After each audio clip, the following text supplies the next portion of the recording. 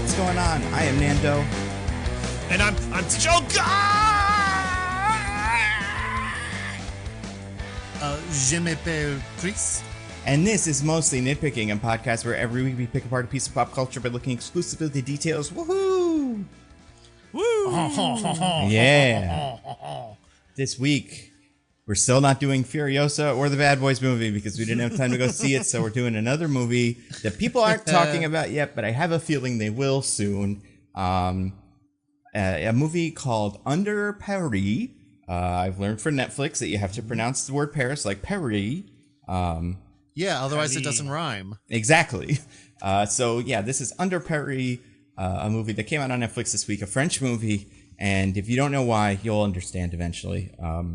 It's a weird one. But before that, you'll understand when you're older. Yeah, it's not the talk. I mean, it's a lot of weird sex talk in this, so we'll get to it. But before that, news. Speaking of sexy, they have a new Venom trailer. Happy Venom June or whatever. Venom 3, Let There Be. Happy Venom's Tide, everybody. Yeah, wait, what's this one called? The Last Dance with Michael Jordan. I thought that too. Diggins, you understand that reference?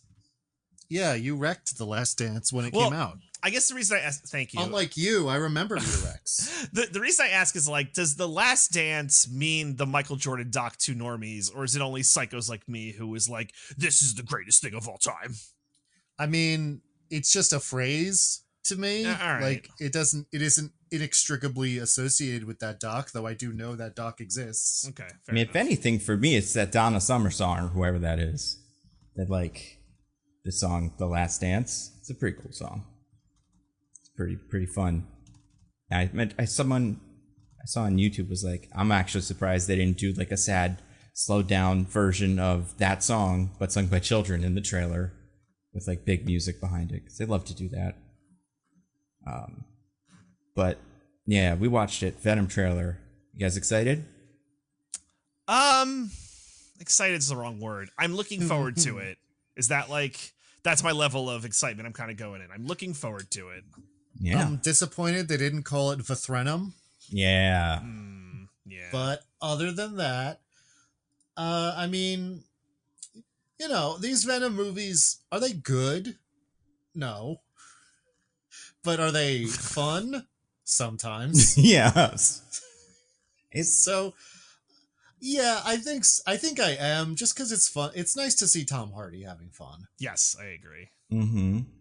And all the classic new guys like Juno Temple from Ted Lasso. She's in it as scientist or something. Wasn't there? I bet she plays someone in Ted Lasso.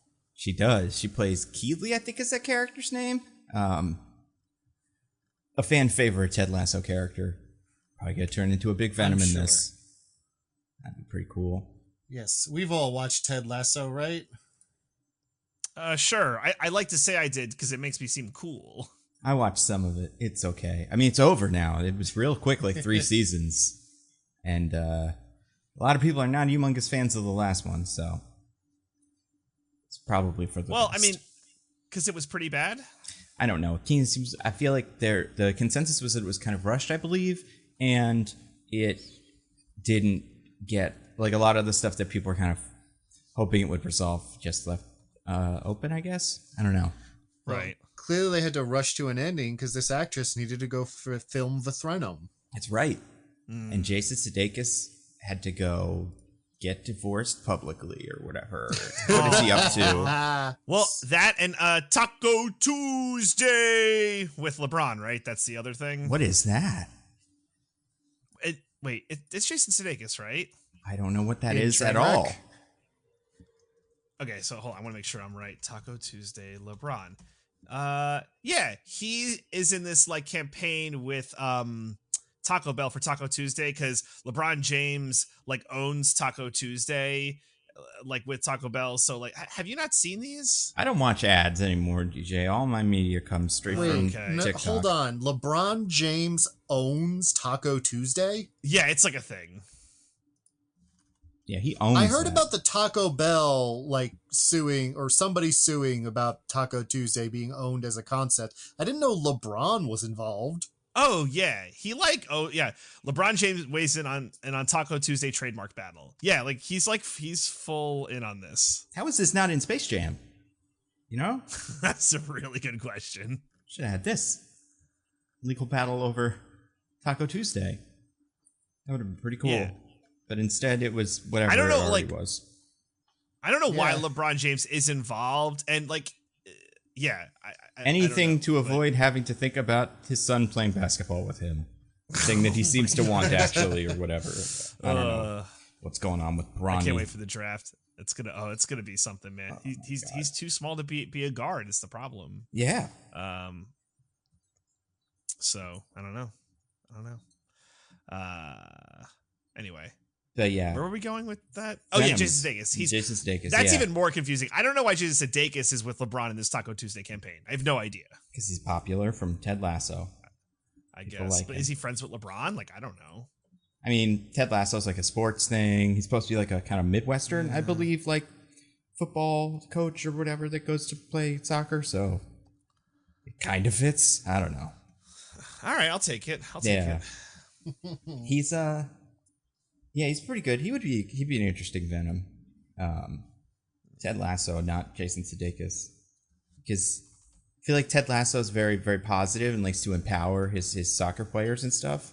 So he would doing that with Venom is like, instead of telling Venom not to eat the chickens, he would be very positive about eating chickens. You know, be like, Venom, you go out there and you be the best chicken eater you can be. Mm-hmm. Believe, but like with a big thing of chicken, just or tacos, whatever the thing is. Oh, chicken tacos, little chicken tinga or something like that. There's the new chicken cantina menu. Can we get sponsored by Taco Bell? I legitimately love Taco Bell. There's one right by my house. Whenever I have people over for wrestling, like we get Taco Bell because it's always open late at night and they always get the order correct 100% of the time. And the DoorDash guy never steals the Taco Bell. That's never happened. And even if it did, that's not Taco Bell's fault. That's DoorDash's fault. DoorDash, I don't want your money. Taco Bell, give me all your money. If anything, that speaks to the quality of Taco Bell, that it's so good that DoorDash drivers are tempted to steal it. Yeah, exactly. And it's so interesting, as all the menu items are so interesting and unique that they always get your order right every time. And I assume that means a lot of the time you go, this is probably what you ordered, right? And then you hand them something and they're like, yeah, it's got about the same amount of things and it's in the shape I'm kind of expecting. Yeah. It tastes about what I wanted it to taste like, Yeah. Did Taco Bell they ever dip their foot in the sponsoring any of these movies like Pepsi did with Madam Web? I have no idea. I feel like Venom eats Taco Bell probably. Is it Demolition Man? Yes. Where the only fast food left in the American version is Taco Bell? So I have heard, yeah. I mean, American version Taco Bell, that brings up memories of Scooby-Doo, but that was different. That's what I was thinking of at first, but neither of those were Taco Bell. But in Demolition Man, it's Taco Bell and Pizza Hut, I think, are the two that it is, depending on version. That's right. I think that, that sounds right. Do you guys, what's your favorite Taco Bell menu item? Ooh, I'm like a big chicken nachos guy. That's probably, and the Cantina chicken nachos even better. I get that with a diet Baja Blast Mountain Dew. I mean, what about you? I think you can never go wrong with a Crunchwrap Supreme. Yeah, it's really good. I think Baja Blast is the best thing on that menu. I don't really like Taco Bell that much. I think it's weird. Not weird. No, you love Taco Bell. Come on, Nando. I just hope they could be better instead of not as good. You know, I don't know. I don't even really like Qdoba anymore though. I don't know. I think I got spoiled by good Mexican food and stuff. And that's the thing. It's like well, here's the thing for me. Like, I live in a fairly Hispanic neighborhood these days, so I have access to good Latin food. So yeah, Chipotle and Qdoba and that just doesn't really seem that good to me anymore. However, Taco Bell is so much something else that I'm like, this is a distinct genre of food than Mexican food. This is its own thing. So it's like, yeah, if I'm like, man, I want a taco, I would never go to Taco Bell. But there are times where I'm like, I want Taco Bell, which is a different thing than wanting a taco. That makes sense. That's a really good point, Diggins. Yeah, it's really good. Do we know, did Taco Bell invent Baja Blast? Like, was it invented for them, or did they just kind of get exclusivity to it later? I have no idea. Because I could imagine it being Did they them. fund the Yeah. research division that created Baja Blast? Mm-hmm. And if that's the case, then yeah, like Taco Bell's the best. They're, they deserve lots of praise and stuff, but... Hold on, let me go to the Mountain Dew wiki and look up It's probably a the fun history wiki. of Baja Blast. I'm excited for that. I feel like I think Venom would enjoy a nice Taco Bell. I mean, he likes chicken. He likes eating them alive. That's part of his deal. But yeah, a little different. Yeah, he likes eating humans. He eats the guy's head in this trailer, and no blood, just right off. Classic Venom.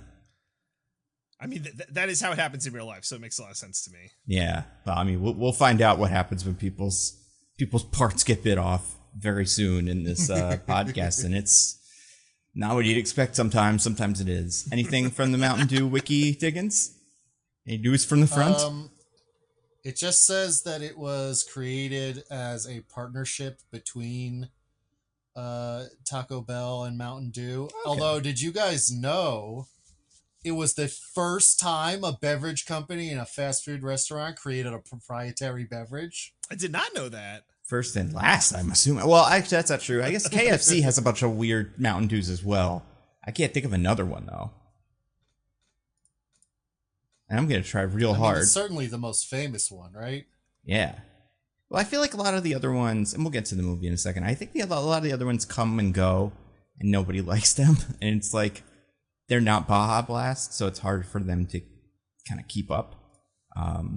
But yeah, it's a lot of orange KFC ones that I remember having, and I was always like, these are okay, I guess, but they're not as good as the famous ones, so they always lost it. And I feel like with any other one, if the company was like, oh yeah, this is good, they'd just sell it at the store, like everywhere, because then it would be something they could sell to people. It always feels now like they're kind of offloading a shitty one, and then they're like, you see if you could get a bunch of idiots to buy this for 2 weeks, KFC, because no one wants to buy it in real life. What was like Electro? There was a yellow one that was like pretty bad. Yeah, that one was rough. Electro Lemonade or something like that. No, I think Nando, you're mostly right, and then like Baja Blast falls into that exception to the rule that proves the rule thing. Like that's how I feel about Baja Blast. For sure, I think Baja Blast. I mean, it's the best one, and it just feel like it's like if they tried to do Baja Blast today, it would never get Taco Bell exclusive. They'd have to pay so much for it. Right. Yeah. Speaking of Mountain Dew, by the way, did you guys see that Dr. Pepper has overtaken Pepsi as the number 2 soda in the U.S.? Impossible. Is this because of Madam Web? It's true. Did the Madam Web be because of Madam Web? Kill Pepsi? That makes sense. It's the only thing that's happened recently, so we can only assume. Yeah. Well, and then the other ones, I don't know if this is Dr. Pepper, but Coca-Cola now has like Avengers on it. I don't know if you guys have seen these in stores. Just random ass for Brave New World. I don't know. Yeah, well, it's like it's ones that aren't. I'm assuming it's like everybody pretty much like Daredevil, Scarlet Witch, like just random characters. It's got to be like the 80th birthday or something. I've seen the Deadpool ones because that one at least makes sense. I've seen like the Deadpool Cokes, but I haven't seen these other Avengers Cokes. Unless it's to promote Brave New World coming out, I guess next month. Is that right? Maybe. We'll never know. The Happy Meals have never been wrong. Yeah. The Happy Meals have never. That kid is so excited to play with this Sam Wilson toy. Actually, based on the Happy Meals, I think Brand New World already came out. That's true, yeah. Oh, shoot. That's my fault. I bet that's the thing with movies these days. You never even hear about them. You're like, a Marvel movie came out, Captain America 4, and you're like, get out. Huh. Guess I'll catch it on streaming in a week. By the way, speaking of Captain America, Brave New World, whatever, did you see that the cast Giancarlo Esposito in it? And he's and I did, not as like an alien or anything like that. Like he's They promised. They promised. That's exactly what a certain group of aliens would want us to think, but actually probably not anymore because they're refugees and they're nice. So I mean, all I saw, because we did see, I think this was so funny. They had a picture, or they had like the little, it wasn't an announcement, but like the rumor came out. It was like, he's in this movie. And it's like, all right, we heard that. And then someone saw his stunt double filming at, Pinewood or whatever was doing this in Atlanta, I think. And then they got a picture of him and it was like, oh, okay. And then that same person, I believe, drew a picture of what this character looked like. And it was like a guy with, I guess, spoilers potentially for exactly what this character's deal is, but I'm sure this will be in the trailer and action figures and stuff. A big duster coat and a bunch of knives and shit. And the person drew this and it looked like that drawing of a leprechaun that got on the news. And everyone was like, well, that can't be it. And then the next day, a picture of him came out with all the knives. It was like, no, they're doing that. All right. Like, if you didn't know they already were making a Blade movie with Mahershala Ali, you'd assume they're doing some sort of old man Blade thing. And that's not what it is, but... with Giancarlo Esposito as Blade? Maybe. Blade's traditionally British anyway. They always forget that in the movies, but he should be a British guy. Giancarlo Esposito's part Italian, so he could, I've never seen him do the accent, but maybe he could swing it. Has he ever been British in a thing? I don't know. Probably not. Not that I can think of. That'd be weird if he was. Because it's not even not British. It's the same voice for everything. Yeah. And how he talks, just Giancarlo Esposito when he was in that Far Cry video game. It's all the same. Mm-hmm. There's nothing unique about it. I mean, when you hire Giancarlo Esposito to be business villain or whatever, you know exactly what you're gonna get. Like, true, nails it. Let's be honest. Everyone is, ever since the late 2000s, everyone's been hiring him to be Gustavo Fring. Yeah, and I feel like he's good at it. Like I love him on The Boys. I think he's like the best part of some of those seasons. Oh yeah, he's great. And I feel like there's another thing he's on that people also like recently. I can't remember what it is, and if I Google it, my phone will make you guys all disappear. So I don't remember what he's known for. But I just, part of me thinks like that's what they had him for originally. Obviously, well, Nando, obviously you're thinking of his turn as Moff Gideon in the Yes, that actually is that everybody loved. Yeah, that, and then he's Lex Luthor in the Harley Quinn show. I remember as well. But yeah, I feel like Moff Gideon feels kind of close to this guy with just a bunch of bullshit like knives and swords and stuff. And I think that's what he wants to do. I think he wants to play a couple bullshit knives and swords. Yeah, like he's always by guys in suits, and he's like, "Oh, I get to be on the superhero show. What's my superpowers? You're a guy in a suit." Fuck! I thought I'd be a cool guy. And like, no, you're just gonna be in a suit. You'll be cool, but you give like speeches about corporate history. He's like, "Damn it!" So this time he's like, "I want to fucking axes and swords," and Kevin Feige's in his fucking, just flop era or whatever we're calling it. Not that the movies are flops, but this like I don't give a fuck era that he's in, and he's like, "Sure. You just go in the prop case and find whatever you want, and we'll stick it to your shirt, and then you'll be that guy." We'll search the Marvel Wikipedia for some character that kind of looks like that. We'll Bad Bunny you into this, like get a El Muerto you. You tell us what you want your character to already have been. Oh man, El Muerto, he should be in this movie, this Venom movie. Obviously, he's the most popular Spider-Man character ever.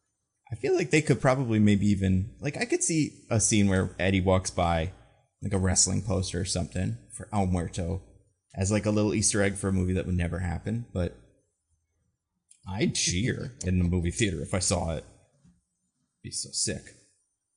I will say I don't want this movie to be bad, but for selfish reasons, I want it to be bad for a certain prediction that I may or may not want to come to fruition. Speaking of that, Nando, anything on Craven Watch? No, it's still December, and also probably not because that's how these go. But it's a bummer because it was supposed to be, I believe, August of this year. So like we'd be bumping up against the Craven. All the Cokes and Pepsis would have Craven on them instead of Doctor Strange or whatever. That would be pretty cool. And the crate, he would have to have a fucking like White Castle crave case, but with Craven on it or something. Like that'd be pretty sick. And please make that happen. It'd be like that fucking. Remember when Madam Web first came out? Like before it came out, but we still kind of knew. It was maybe like a week or a month before it came out. There was like little Tropicana like drinks that had the pictures of the characters in their full like end of the movie costumes, and everybody started looking around like, what the fuck is this? What is this? Yeah, because that was how they were revealed. Yeah. So Craven would have probably got something similar.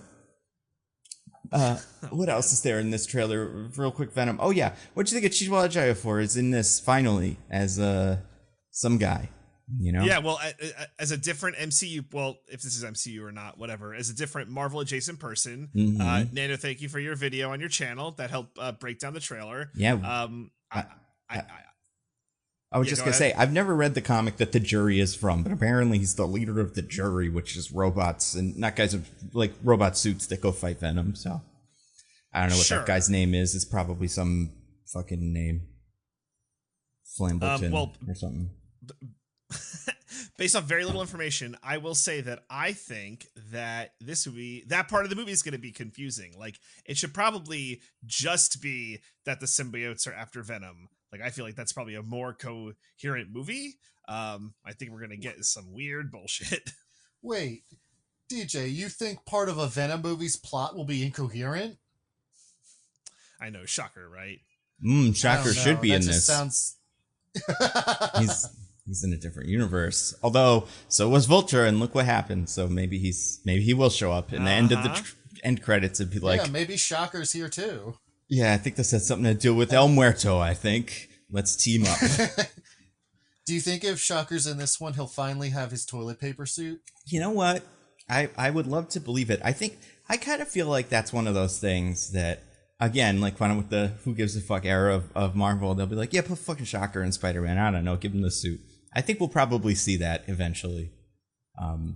Because that actor's good. I liked him in the season of Fargo he's in.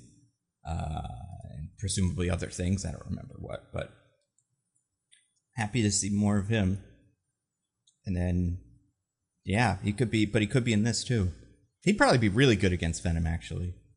He does like kind of not seismic, but like almost sound waves. And sound is one of the weaknesses that they keep forgetting Venom has in these movies. Yeah, it was really important to the original Venom story because the big bell made him go off Spider-Man. Yep, and then he went to a rave in the second movie and was like, this is fine, I like it here. And we were like, cool. And he was like, I'm coming out as gay. And everyone was like, yay, we love you, Venom. We're all proud of you. Yeah. Oh, man. It's going to be... I mean... Was it gay or pan? I can't remember. Well... It's tough. I mean, it doesn't matter. Sure. Does Venom have a gender? First of all, that's a good question. That is a good question. Second, is it based on the host? Is it got to be pan species because he's also not a human? So like, there's all kinds of like, you know, but maybe he considers himself a male Venom. I don't know. Right. I don't think a symbiote. Well, I guess they have kind of identities outside of being attached to the person. But, like, they usually don't just slob around like little goo guys and be like, hey, it's me, symbiote, Venom. So, hypothetically, like, there is no kind of solo Venom persona. Right. Yeah, I'm going to say he's... I mean, the symbiotes do have independent wills and want things. They do, yeah. And they have, like, voices that are kind of the symbiote voice. Although... Not really. It's usually just whatever the guy's voice is that they're taking over. Like, I feel like you can put like a regular symbiote onto Mary Jane or something. Spoiler, well, not spoilers, but if something like that ever happened in some spider media, and then it just turns into like it doesn't turn her into Venom. Like it still keeps the femininity because that happens in the first movie, kind of. I don't know. It kissed Eddie though in that movie. No, that's true. To transfer him venomness. Right, but also because Venom wanted to kiss Eddie. Exactly. Because he didn't kiss that horse in this. Yeah. That horse still got Didn't venom have powers. to. But yeah. Do you think Eddie ever brings that up? Is like, hey, so when you transferred back to me that one time, why did you do it via a kiss? I think he knows. I feel like he isn't. He seems to be into it, except they always like do nothing but pick her. It's weird. I don't quite understand the characters. I mean, we'll get to it in the next one because maybe they'll have figured it out. But they treat Venom like it's a baby, kind of sometimes. Especially the little bit in the trailer where it can't say the "I am Venom" or "We are Venom" line in unison. It says it like a 10-year-old would say it. That part is silly. So it's like, I don't know, man. Maybe this relationship is not a good relationship, no matter what it is. Like, I think Eddie it should have said. It should have said, "We are Morbius." Yeah, Dr. Michael Morbius at your service. Just kidding. And everybody would go, "We know who that is," because he was probably on the news or something when he accepted his Nobel Prize. Like, he's a household name. Remember that? He gets like a prize in the beginning of the first movie. Because they saw Iron Man and they were like, that's how you could do this. Yeah. Because he makes synthetic blood. Synthetic blood. Best kind of blood. I mean, it's just speaking of what's the best kind of blood, certain predator of the deep may disagree with you.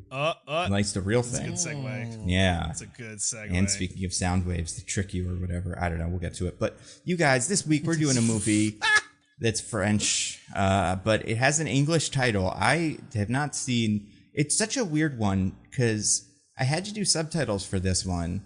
I feel like all of the titles for the movie were in English on screen, which I appreciated.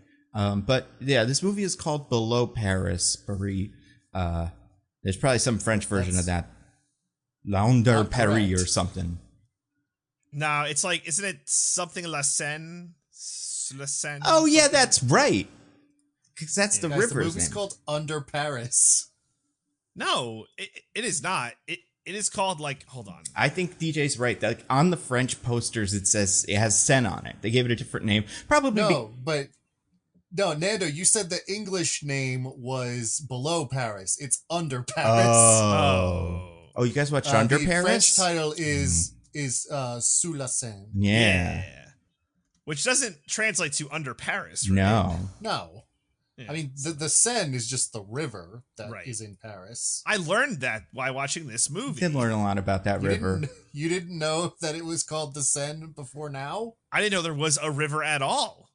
DJ, you've been to Paris. Yeah, but I don't track the bodies of water of places I go. Yeah. You went over bridges over the river. I know this for a fact. I don't know. I assumed that there were, various, but I don't know, man. I there was no point where I was in Paris where I'm like, the Seine. Like, that never came up. Don't they have multiple rivers too? River. They're like one or two. No, there's just there's canals that connect different parts of the Seine. Okay. But it's all the Seine. Gotcha. It's all the Seine to me. Yeah. So yeah, below the Seine and under the Seine. Under the Seine. They should have called it that. Ooh, that's a good one too. Yeah, they almost got it. They were so close. But yeah, we're going to talk about that movie that is a Netflix movie that released this week. So, keep your hopes pretty low. That's usually not a great sign.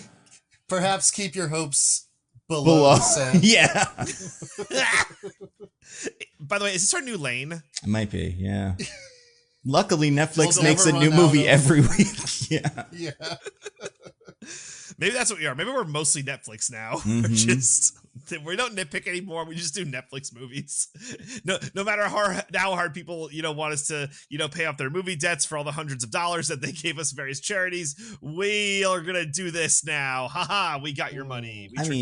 Eventually. Well, we don't got your money, but the charitable organization does. Fair. And eventually all the movies will be Netflix movies. Netflix will buy all the studios when they all go bankrupt because they can't manage to sell tickets to Inside Out or whatever. So, Netflix will be the only game in town.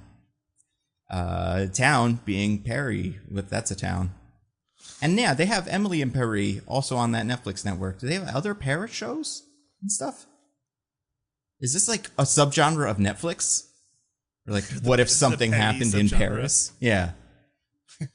Do you think that the next season of Emily in Paris will have a crossover with Under Paris? Please. I hope so. I hope this is like the Agents of S.H.I.E.L.D. show where she just has to clean up after all the bullshit that happened in the movie. Because there's a lot of cleaning to do, and I don't know how she's going to deal with it. Besides Instagram pictures, that's how she solves most of her problems. But this is a new lane for Emily. I'd like to see her try. Yeah.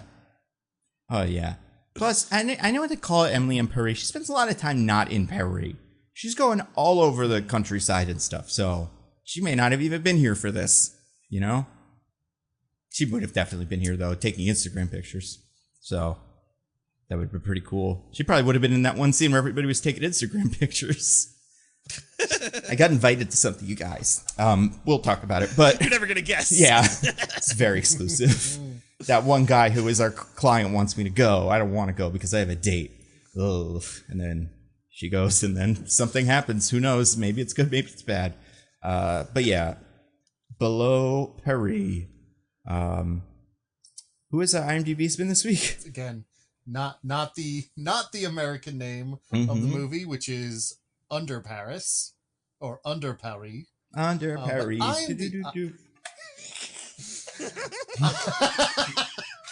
Does Ariel have a shark friend? She never did, right?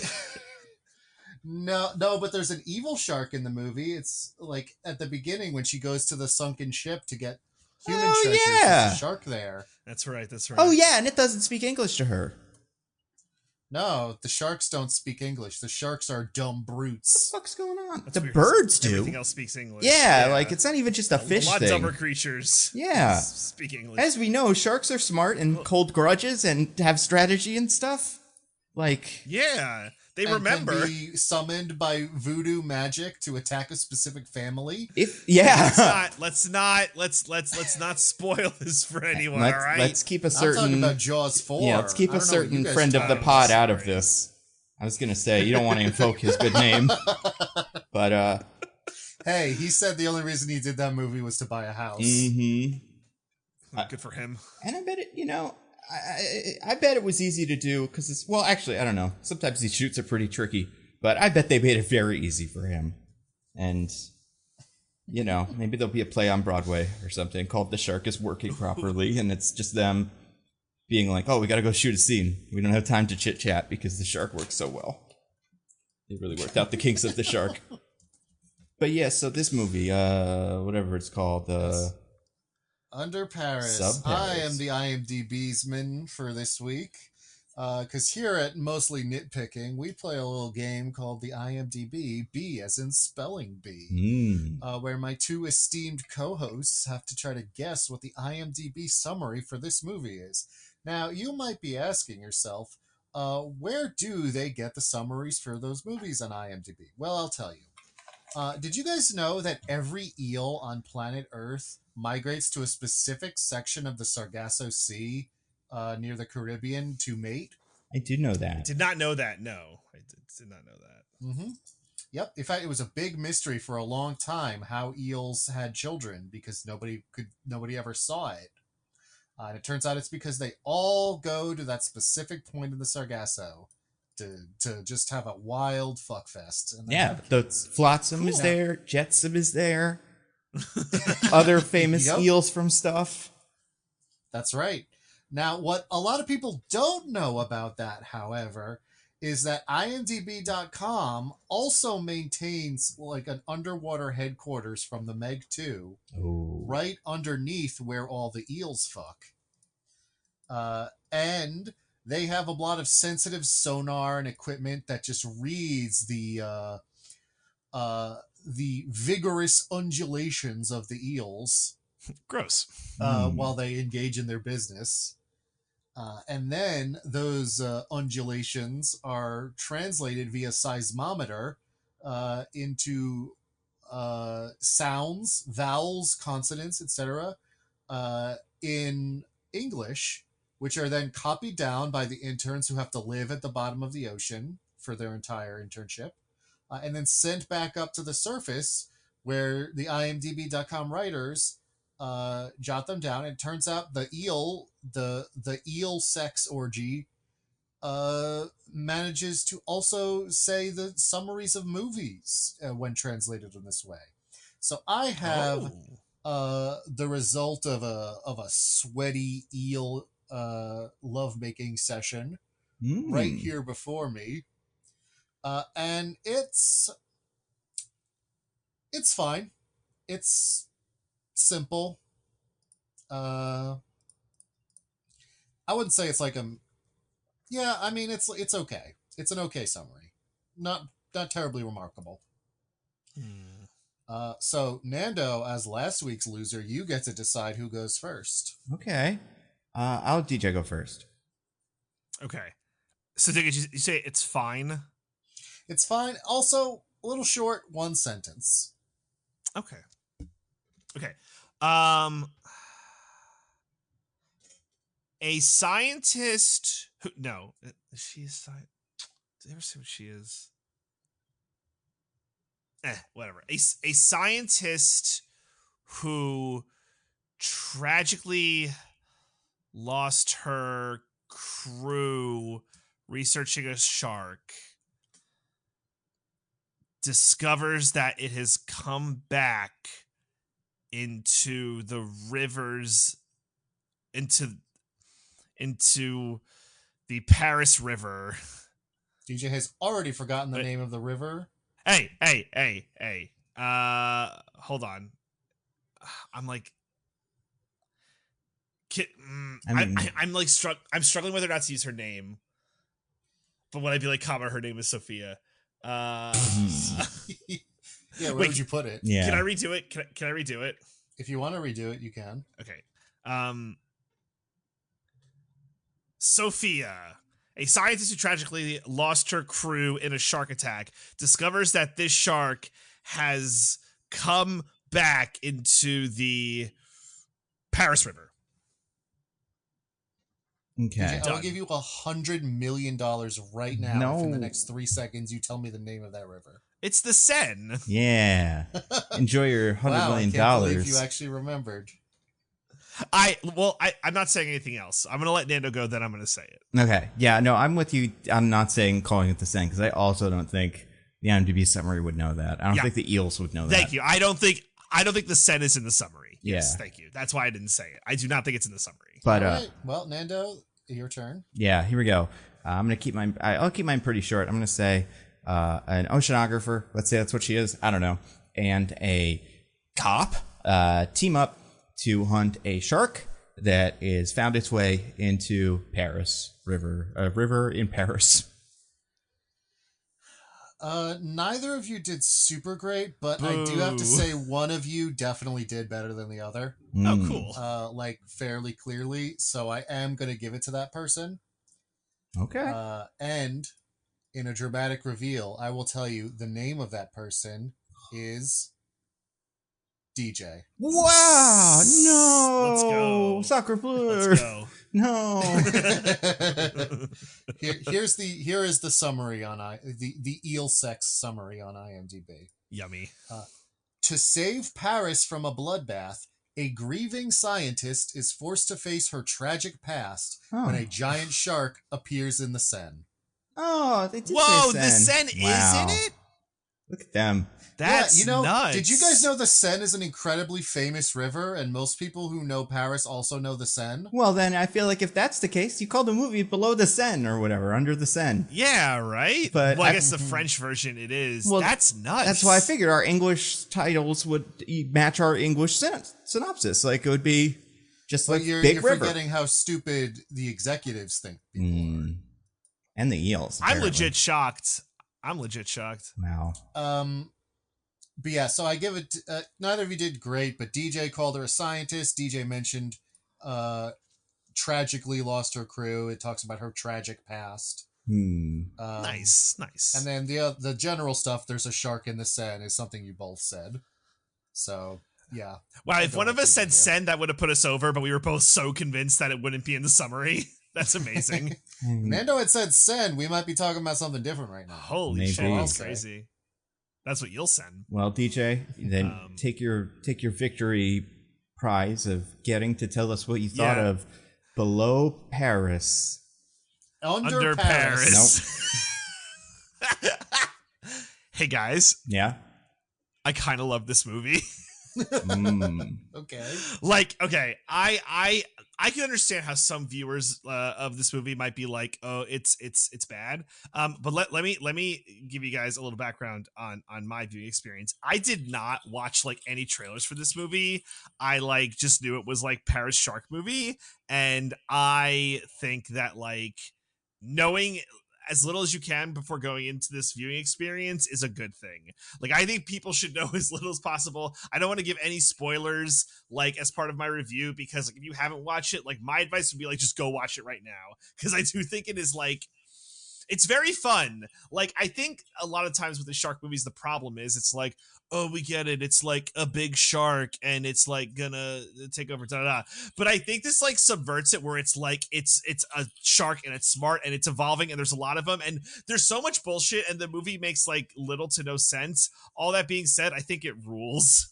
I think that like it drags in the middle, but then it crosses this Rubicon of it's so bad it's good that I'm like, I love this movie and I need to keep watching it. Like it does a thing that these movies never do, and it takes a fucking risk, and I love that it takes the risk.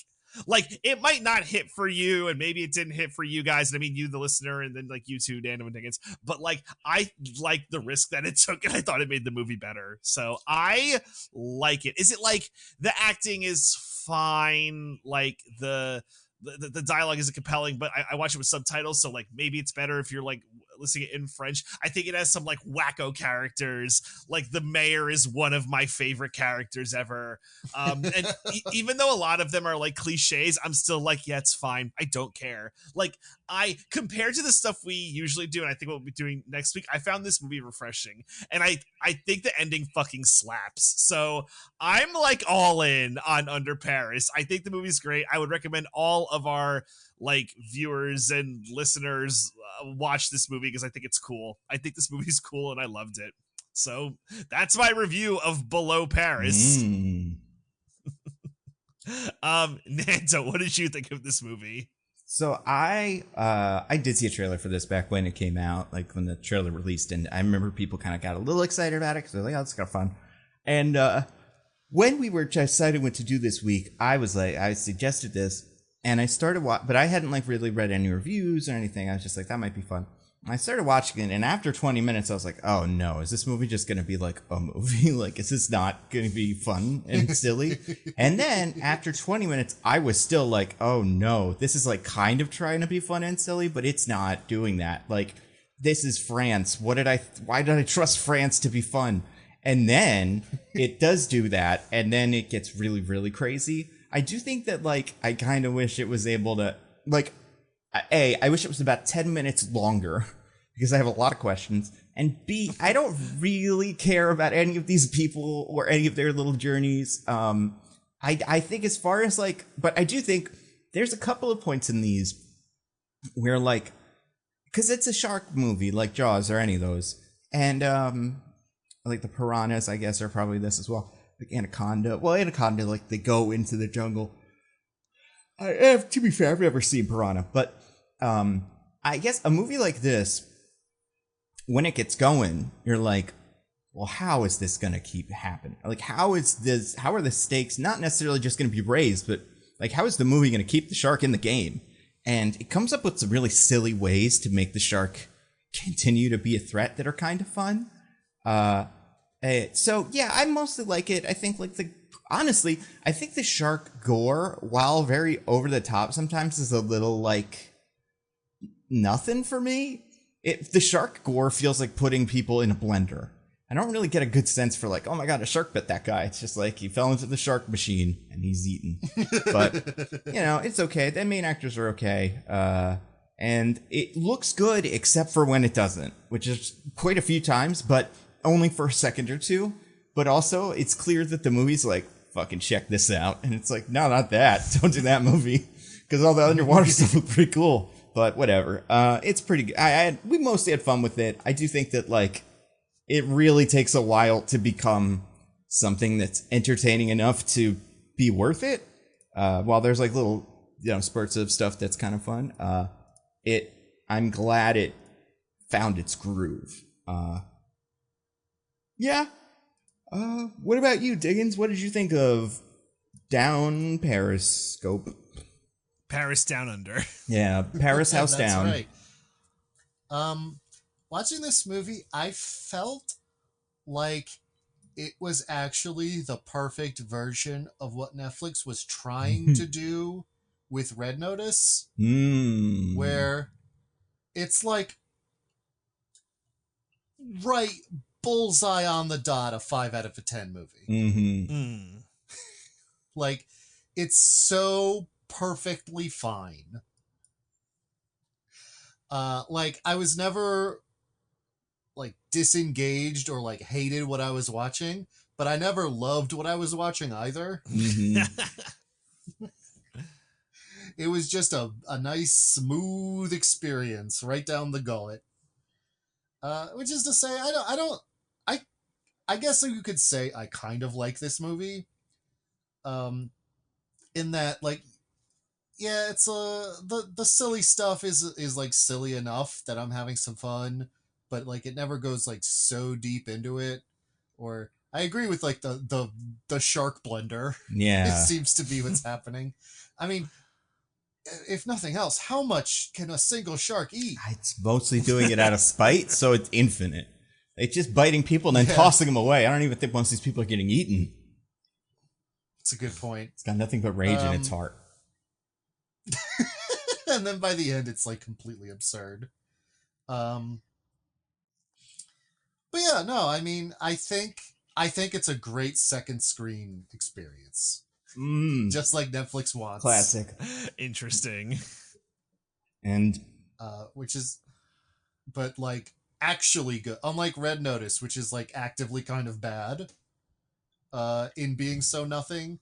This is like just something enough that I sort of want to pay attention to it, which is the ideal second screen experience. You put that right on the, well, they don't have like DVD covers anymore, but like whatever, maybe little quotes that when you hover over it, like that's what could be there. But yeah, that I remember when like Netflix used to let you do like star ratings for shit? Oh my god, yeah. Now it's just like thumbs up, thumbs down. I think it was because they were like, we're gonna make Red Notice. We probably gotta get rid of that star rating thing, right, guys? Too many ones. We can't let them see. They won't watch it. But yeah, I do think I think you're right, because this is very second screen kind of movie. Were it not for all the subtitles, which I did have to pay way too much attention to. But as far as the actual content is concerned, and also like you could just figure it out. Some of the specifics of some of their plans are a little complicated, and you probably want to read that. But a lot of the rest of it, you can guess. You figure it out.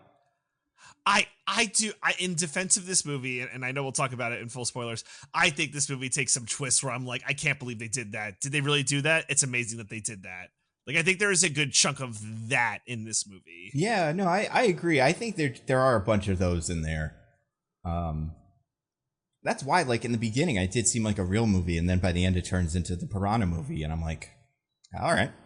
I kind of maybe would have liked this the whole time, but also, I don't know, maybe you want to build up to that. Yeah. What are your guys' opinions on sharks generally? I mean, like in use of movies, or like literally my opinion of sharks? Like how where do they rank in terms of things you're scared of? Like how you have your weird thing about hating monkeys, and that's why Planet of the Apes is weird for you. Like, do one of us have that about sharks? Yeah, kind of. Like, I guess it's a question of, do we have strong opinions about sharks at all? I don't. I really don't. I mean, listen, I was a young boy once. Sharks were cool to me at a point in my life. Yeah. And they're still kind of cool, I guess. But like, I don't mess with the ocean. You know? I don't want to be in there. Yeah. So like, sharks got their world and I got mine, and we're separate from each other, and I think that works for both of us. For now. Until maybe something happens, and then maybe the sharks will, you know. Maybe a series of really stupid coincidences will kind of put you right in the middle of the shark's way. Sometimes that happens. Basically, if I was walking on a boardwalk and then a shark was like swimming down the beach on the opposite, like going the opposite way as me, I would like do the head nod to the shark. Be like, hey. But that's about the extent of it. Well, and I also think that's the problem. I think our generation, and I'll do the summary in a second, but I think our generation, people that were born post all the Jawses, but during the Shark Week, wow, it's the craziest thing era, I really not like got burnt out on sharks, but I was just like, oh, it's just a fucking fish. I don't know. Like, it's deadly and bad, but like, I think there was a lot of mystery to sharks when something like Jaws came out, and that has just been burned away by Discovery Channel mostly, it seems like. So now, like, a movie like this, me and Diggins have talked about this before, but there's always that little like, well, sharks aren't really that dangerous. Like, there are more people kill sharks than sharks kill people and all that stuff. And like, that's been so drilled into my head from birth I'm sure I'd be scared of them, but I am not. They're so far down on my list of things I'm worried about. I mean, this shark also has like superpowers, kind of, so it's even more dangerous than your average shark. Oh man, this shark has so many superpowers. Yeah, it's pretty crazy. So yeah, let's talk about this movie. Let's do a little summary of Down in Paris. So in this movie, there's a character whose name I would look up on my computer, but my internet's bad. What's her name? Sophia. Sophia. Yeah. So she is some. How do you solve a problem like Sophia? She's some sort of environmentalist or something, scientist at the Great Pacific Garbage Patch, even though there's a little bit of Paris memorabilia in there. And I'm like, it was this Paris, but then it's Pacific Garbage Patch. And they're researching shark stuff. They have shark tracking. They're those guys. Like, they keep little trackers on the sharks and go check on them and whatever. There's a team. It's 4 guys. One of them is her husband. The names don't matter. They're all going to get eaten. Spoilers. And then another woman who's doing kind of boat stuff. And this one, I already forgot her name. What was it? Clarice? No. Clarissa? Sophia. Sophia is a person who could do shark stuff, but is doing boat stuff. And yeah. So they're going to investigate a shark thing because one of the tags is saying something and like it's kind of unusual. It shouldn't be there or whatever. And they go into the Great Pacific Garbage Patch. The 4 of them go all diving. They put on their diving gear and they find a dead whale, I think, all eaten up. And they're like, a shark has been here. But this is bigger than any shark we've ever seen. And that doesn't, like, the shark that we're expecting to find shouldn't be big enough for that. And then a bunch of sharks show up, but it's not the big one that they love so much. It's littler ones. And they just kind of chill. They're like, are mean. Like, they're a little threatening, but they're, again, feels like if you just didn't bother them, they'd be cool. But then, what's the name of the shark, by the way? Lilith, yeah. So then Lilith, which Lilith, I feel like might it. be a biblical thing, yeah. Yeah, mother of demons and stuff, yeah. And also, yeah, so Lilith is this shark that they've been watching for, and like I said, I don't remember what the measurements are, but let's just say it's supposed to be 1x long, and it's 7x as long or something, so it's like way bigger than they thought. And they're like, that can't be Lilith, but they have a little tagger on her, so they know it's her, and they look at it. And then, I'm proud the husband does this. This goes and stabs her for science. I don't know what he was trying to get. He says a sample. I don't know. Lilith doesn't like that, and she eats all the boys. They all get thrown in the shark blender, and Cassandra sees it all happen live on camera. She dives into, I don't know, fucking put them back together, and the shark drags her down into the depths of the ocean at a speed that we kind of had to see how fast the shark is moving. It's really fast. That when we were watching this, Hannah and I were like, well, she's dead. There's no fucking way she's getting back up from this one. But she survives it, but her ears pop, and like she has some of the pressure things associated with that. Apparently, free divers are better at this than regular divers. So like hypothetically, it's possible. I do think the thing with me was just how fast the shark was going. I'm like, she's at the bottom of the ocean, but whatever. So that's it. That's her story. A big shark massacre, and you know, her husband's dead. So then we fast forward to 3 years later. We're in Paris, the Seine River, with a bunch of cops who are boat cops. They have a boat, and they zip around on the boat and see little bombs, and they go, these are bombs from World War II. We found them in the river today. And there's one main cop, and his name is like Ali or something. Aldi? What is it? Adil? Adil, yeah. He's cool and nice and hunky and has no flaws. So then we check back in on Clarice, and she is working at a what are these called? Aquarium? Giving tours about sharks and stuff. The kids are like, hey, sharks ate all your friends. And she's like, it's a bummer that you do that. But then she gets approached by I'm going to say 20-ish year old woman named, oh, God, what's her name? Marie, maybe? I don't know. She got blue hair. Is it? Oh, God. I want to say it's like, it's not Cat, but it's... I'm might be cat. Oh my gosh, it's not cat. It's what? This doesn't matter. It doesn't matter. Yeah, it doesn't matter. Blue hair science. She takes Catherine to a big thing that's like the secret save our society, and it's a bunch of nerds and like doing typing and stuff, and they're doing not like eco-terrorism, but like some sort of like off the grid protecting animal stuff with science. It's weird, and they're like, we love you. Yeah, you're our hero. Yeah, you're the best. We love it when you saw a shark and then it ate all your friends. And I want you to come check this out. And then they tell her, like, we've been tracking that shark that ate everyone you loved, and it's around now. And she's like, I can't be. It was about Australia, and like it's not that big, so it wouldn't do that. And they're like, I know, but we still have to track her. We could just check this stuff, and it's over there. Like, take out your phone and look for it in the tracking app, and it'll be there. And they're like, so do you want to do something with this? And she's like, no, stay away. She goes home and then watches all the videos of people, and then takes the tracking machine out, which is a different like little laptop, and finds that that's right. There is a little dot in the Seine, a river in Paris. So it's like, wow, the shark's probably here. That night, two of the women go to check on the shark themselves because they know about the shark, because there was a guy who crashed his car off the bridge, some bridge, and then just landed in the Seine. No one's checked on it. But they figure this guy was eaten or something. I don't know. Why did they do this? Is that why? I honestly don't know why they check. Well, they also have the tracker, so they know the shark is around there, and they want to like see it and see. Yeah, and I guess they're like, the shark probably ate him. Whoever that guy is, they couldn't find him, and the shark's around. So we're gonna start looking somewhere. Even though we have the tracker, we know where he is. This is a good place to check. I don't know if this is fully illegal, but it seems like it's at least kind of illegal because they're doing it under the cover of darkness, and they get in trouble for it later. You know, it's like the Hudson. It's like you're not supposed to go in it, but like they won't arrest you if you do. They'll just like tell you to get out. Right, yeah. But then there is a little bit of like, I don't know how deep this river is. Sometimes they say, but like this bit that she's like diving into seems like it's a little deeper than that.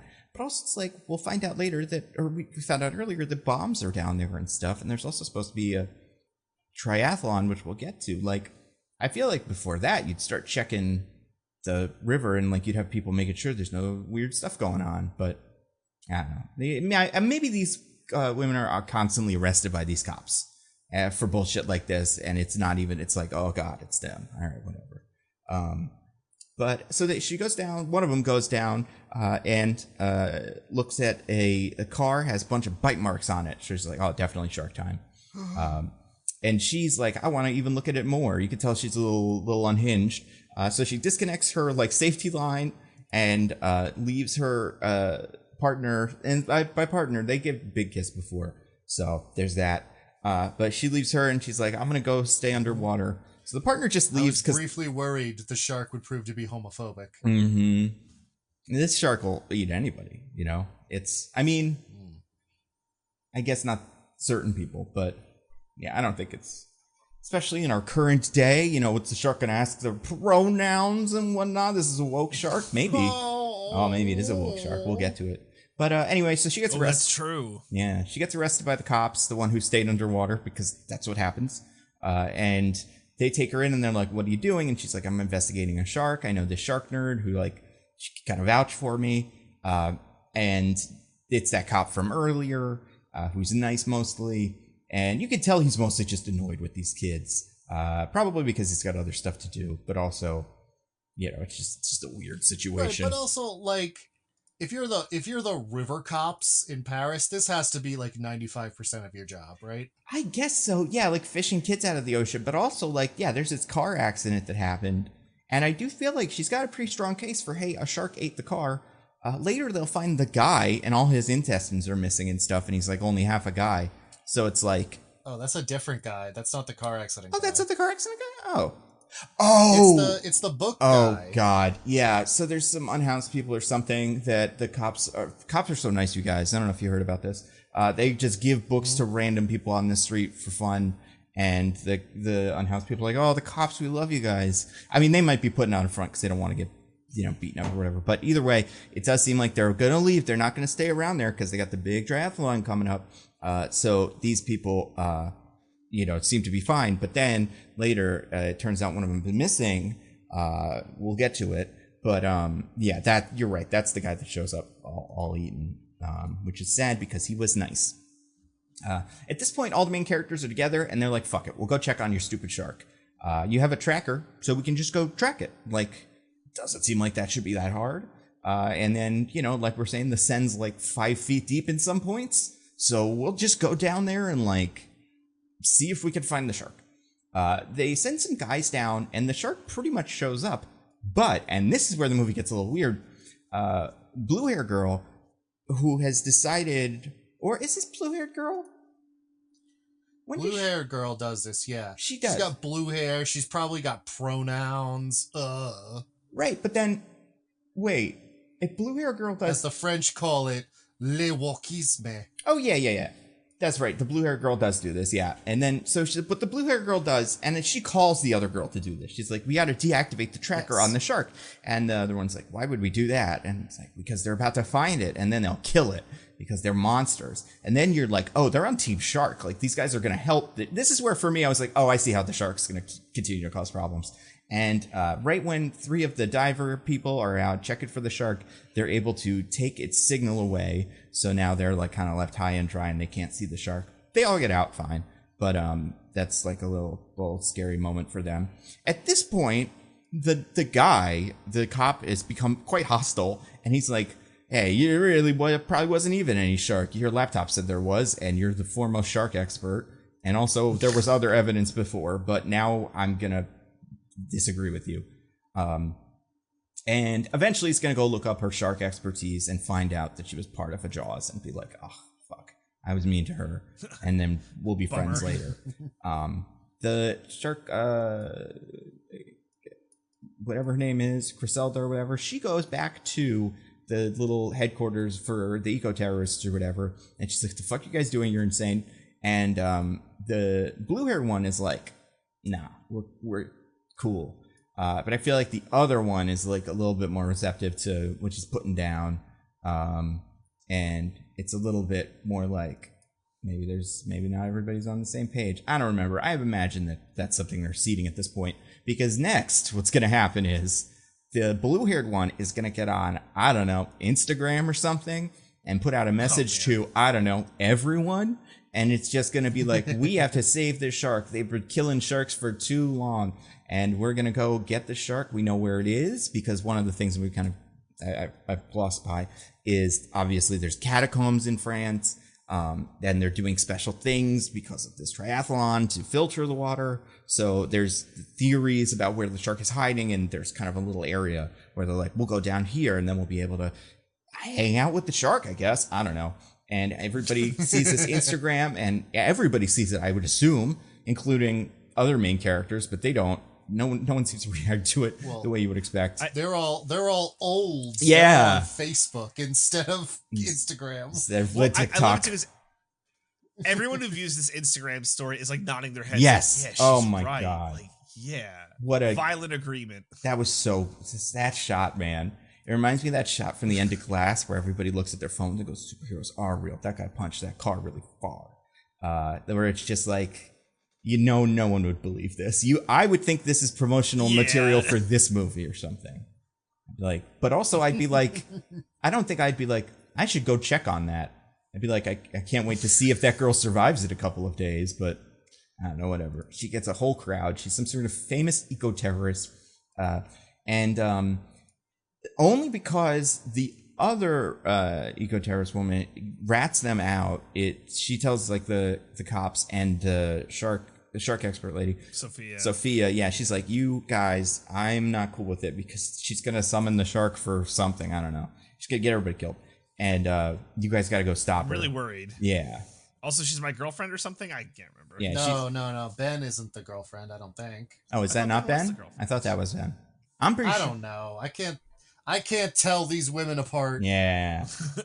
Well, they have no identifying features that are specific to them, so The hair makes sense. color and glasses are the only two things, and we got blue hair. But then did the other one wear her glasses out to River? And the answer to that question is yeah. I think this is kind of supposed to be her, but without her glasses, because she's got kind of a like specific-ish face. I can't tell. It doesn't matter, but I don't know, but they're like young kids, so maybe they're kissing everybody, you know? They just do whatever the fuck they want, these kids these days anyway. Yeah, maybe this whole organization is a big polycule. Yeah, maybe there's a lot of people that come to this thinking they're going to hook up, and this whole shark thing is code.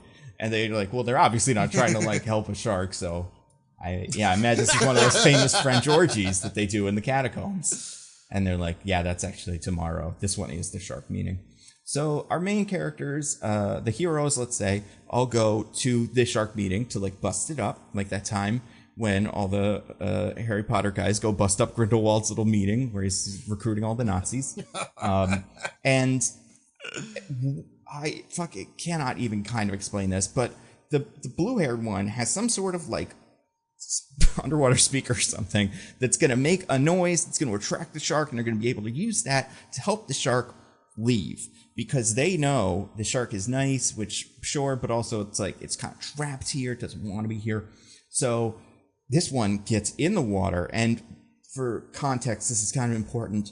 It's this big, like, I don't know, maybe 20 foot in diameter kind of underground circle where everybody's standing on an edge that's maybe like 2 feet long, like wide or something.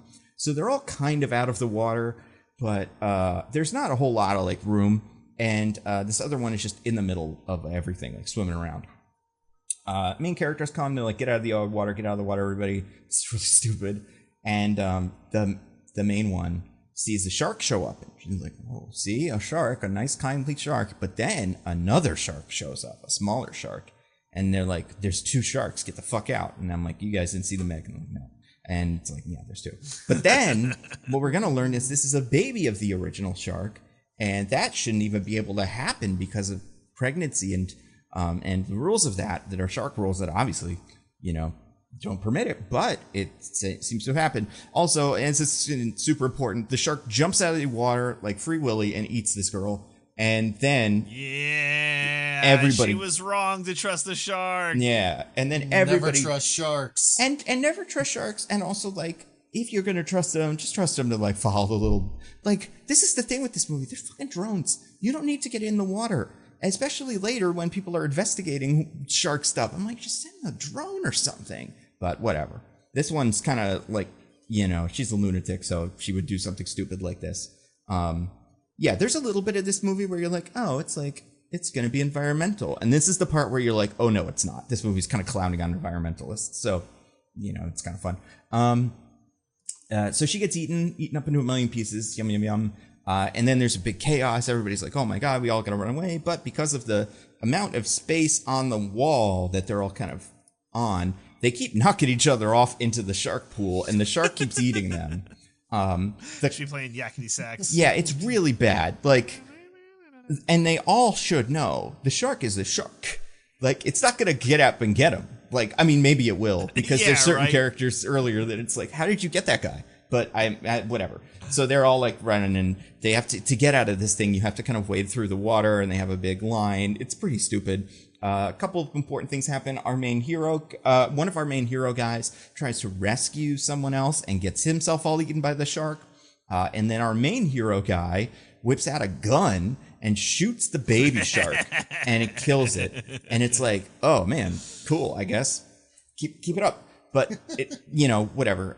So they're able to recover that body. So this went really badly. I don't remember if they've already talked to the mayor, but at least by now they've talked to her once probably and been like, you probably shouldn't do that triathlon. And she's like, I'm the mayor. I'm going to do it. It's a really exciting thing. We love our Olympics here in France, a thing that I feel like France had kind of recently, or is already going to have maybe this year. Is that coming up? Yeah, it was almost like the movie was topical because the Paris Olympics are in like a month. So that's cute. I guess they knew what they were doing. Yeah. So they so the mayor sucks, and the mayor has an advisor that also sucks. She cares about profits and stuff over people. But then they go to her and they're like, okay, well, most of our guys just got eaten by sharks. There's clearly sharks. So, like, we're not going to, like, keep doing this, right? And the mayor's like, I don't give a shit. I called in the army. They're usually great at shark stuff, I guess. So it's going to be fine. They also do a little shark autopsy on the younger shark of the two. And first of all, they're like, it's huge. It's way bigger than it should be. But also, they cut it open and little babies come out of that. Small, teeny, tiny babies. Yep. And they're like, it shouldn't be able to have its own babies because that's even weirder. And that's when they learn, or I guess we are kind of explained, that this is not a mako shark or whatever they thought it was. It's a new breed of shark that's able to reproduce in a way that explains what's happening. I don't know what this word is, but it's a fancy term that they did in Jurassic Park. Yeah, there you go. So it's like... Yes, which, by the way, is a thing some species of sharks can do. Not to this extent, but sharks have been known to do parthenogenesis. Nice. That makes sense. Yeah, I know it's a frog. I believe it's a frog trait in Jurassic Park that they managed to steal. But yeah, that I mean, the way that it would happen, I guess, is just like they would mutate to be able to do that because of like evolution. The way that it seems to happen in this is because of pollution, the shark timeline gets sped up like the beach that makes you old. So like these sharks are pumping out 50 sharks a day or something. It's insane how many sharks we're gonna get because of their polluted biology or whatever. So the mayor's like, fuck you, let the sharks are just gonna shark. What are we gonna do about it? I want to have my cake, right? I want to have my marathon or a triathlon because it's a world stage, the Olympics. I built a whole podium. So then our main heroes, the ones that are left, I'm like, all right, well, here's a plan. We're going to go bomb the sharks and we're going to find where they're going to be and bomb them. And then we're going to like sneak past because now the army's in the water. Like they have their own boats. And this is when the marathon or the triathlon is happening in the river that this is. But so they've gone fully rogue. They get a demolitions guy who's going to help them. I don't know how they plan to explain this to anybody else after the fact, but whatever. They managed to more or less do this task, but it goes a little bit awry. First of all, there's like a bazillion sharks instead of 2 or 3 or whatever. Everybody gets eaten that's not supposed to get eaten except for the main characters, those last 2, and they escape, but the sharks start escaping. Now, I'm not sure because they did the explosion, so they've killed all the babies in theory or something. We're supposed to think that at the time, but they didn't kill the mom. Would the mom have been able to get out if they hadn't gone to get her? I mean, presumably, considering she got in the first place. Right. But she didn't seem to be... I guess for me, my question is like, did she give a shit about any of this? Like, was she just going to be like, well, it's triathlon day. I'm not going to go eat anybody tomorrow. Like, I'll get them, but not today. And then they killed all her babies and she went John Wick on the triathlon as revenge. Like, because it doesn't fully seem like that, but also I'm like, I don't think this made everything better. So they do the bomb. Nobody finds out about this bomb, by the way. These army guys aren't like, there was a bomb, whatever. The shark now, okay. So we're in the last 15 minutes of the movie, and really we're in the last 10 because there's a lot of credits. The shark decides it's going to be like fucking, what is that called? Sharknado shark now. It starts attacking boats and like flipping them in the air. Put your 3D glasses on. The shark is jumping right off the screen and it's killing all the main characters. And also the shark is like found the triathlon people and it's killing all of them. And that's pretty fun. The army shows up with their guns and helicopters and like all their fancy equipment and just goes to town on this shark. And like they're shooting at it and shooting at it and shooting at it. And then our main hero guy is like, wait, there's bombs under there. We were talking about it earlier in the movie. And they're like, get the fuck out. Now, they don't end up shooting the bombs. What they end up doing is forcing the shark lower. And then the shark kicks up some of the bombs, which activate. And then that forms a chain reaction. Now, originally, it destroys some bridges and stuff. And it's like 20 minutes of the movie in the middle is cut or something. Because like I don't know what happens here. But that leads to an enormous tidal wave of water flooding through all the guys, like the mayor and everybody on the podium dies and stuff. And then our heroes come to, And now all of Paris is underwater, and like cars are bobbing in the surf. They're like on some little, phone booth or whatever. Like, so that's why they survived. And they're just like, fuck, this didn't go super well. And then that's the end. Like, there's sharks in the water now. You see a couple more sharks, but like, that's fucking it. It's crazy how abrupt this ending is. And yeah, I guess those two seem to have made it. I mean, I also think what's his name got a humongous head injury, but I can't remember when. Because I was like, this guy's dead. I think she does die from that. No, not her. I'm talking about the good cop guy, Aldo, or whatever his name was. Oh, Adil. Oh, yeah. There's some injury that he gets during all the explosions and shark craziness, and I'm like, he's fucked. Oh, right, because they have to like escape through like a little tunnel after they do the explosion, and because of them not doing it as fast as they hoped, they don't clear it, and he just gets thrown through it. Every bone in this guy's body is broken, but he's mostly fine. But yeah, it's like, I would say you don't need to watch it. And well, I mean, we'll say like we kind of already recommended and gave our thoughts on it, but to understand the scope of that last 10 minutes, just turn this on your Netflix, go to hour 31 or hour and 31 minutes or whatever, and just, see it. And you're like, this is fucking like Bane shit right here. Like, well, it's crazy. Nando, that's it. I think the Sharks win. Yeah. Oh, for sure. That's that. Yeah. Like, and it's shark country now. That's it. It's not just shark country. It's Planet of the Sharks, because these sharks can breathe like infinitely or something. Like, you're right. This does feel like the first movie in the reboot trilogy of the Planet of the Sharks movies, where it's like, how did the Earth get to a point where the sharks could take over? And it's like, this is how it started. Yeah, and like, I'm thinking about like White House Down and other movies. A lot of times when the location is in the name of the movie, that means the sequel is just going to be under London or something, or, under probably Venice, I guess, would be a good place for these sharks to kill. But yeah, I could see them popping out more of them. I mean, it's Netflix, so maybe they make money, maybe they don't. Who gives a shit, It's like fantastic. I mean, they don't make money. Like, well, that's right, yeah, how it works. Maybe they're huge financial losses, or maybe they're somehow successes. I don't understand how that could be anything but a huge financial loss, but maybe that means they'll make two.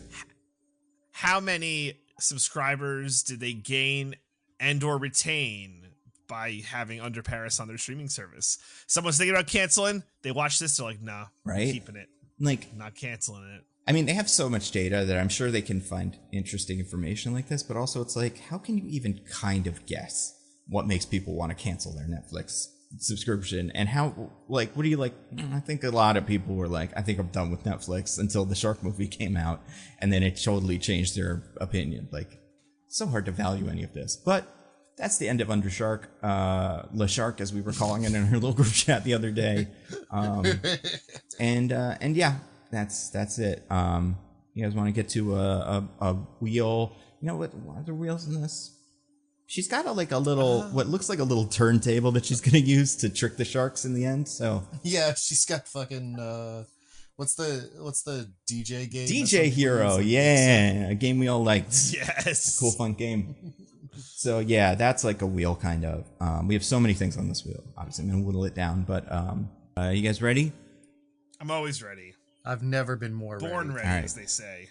Here's my, just like all those sharks. Yeah, here's the first one. This is one of mine that I thought of at the last minute, but I'm really glad I did, because this would, if I was writing notes while I was doing this would have been my first question. Is the shark malignant? Remember how Malignant had the power to disrupt electricity or some shit, and it just kind of randomly had that because otherwise it would be a little too easy to catch Malignant? Oh, yeah! This shark is for some reason able to disrupt technology when it's around. But only in the opening scene. It does so at one other point later, but yeah, basically just like to be creepy. Was there any? Did they ever kind of explain that? I don't know. It's a good question. Right? I don't know. Maybe it's all the garbage. Maybe, but it just happened when the shark showed up. Like everything was fine, and then the shark gets near, and everybody's cameras start freaking out. Right. I think that shark made electricity or something.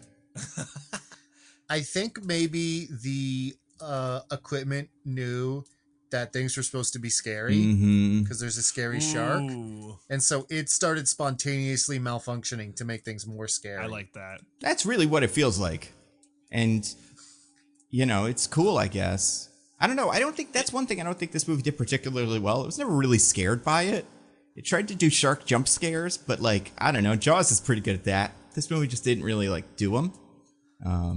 I found the shark hilarious. I feel like it's just supposed to be the amount of sharks at the end. Like, I think, like, by the, like, at some point, it's like Lilith is, like, not scary, but I do agree that, like, maybe Sophia needs to give a brief explanation, like, because of the evolution, it's like now Lilith is all equipped to do bioelectricity shenanigans, and she's learning because of the, you know what they should have done? They should have, like, we installed a chip in Lilith's brain forever to study her. For And, Alzheimer's, yeah. right? Like Deep Blue Sea? Isn't that what that is?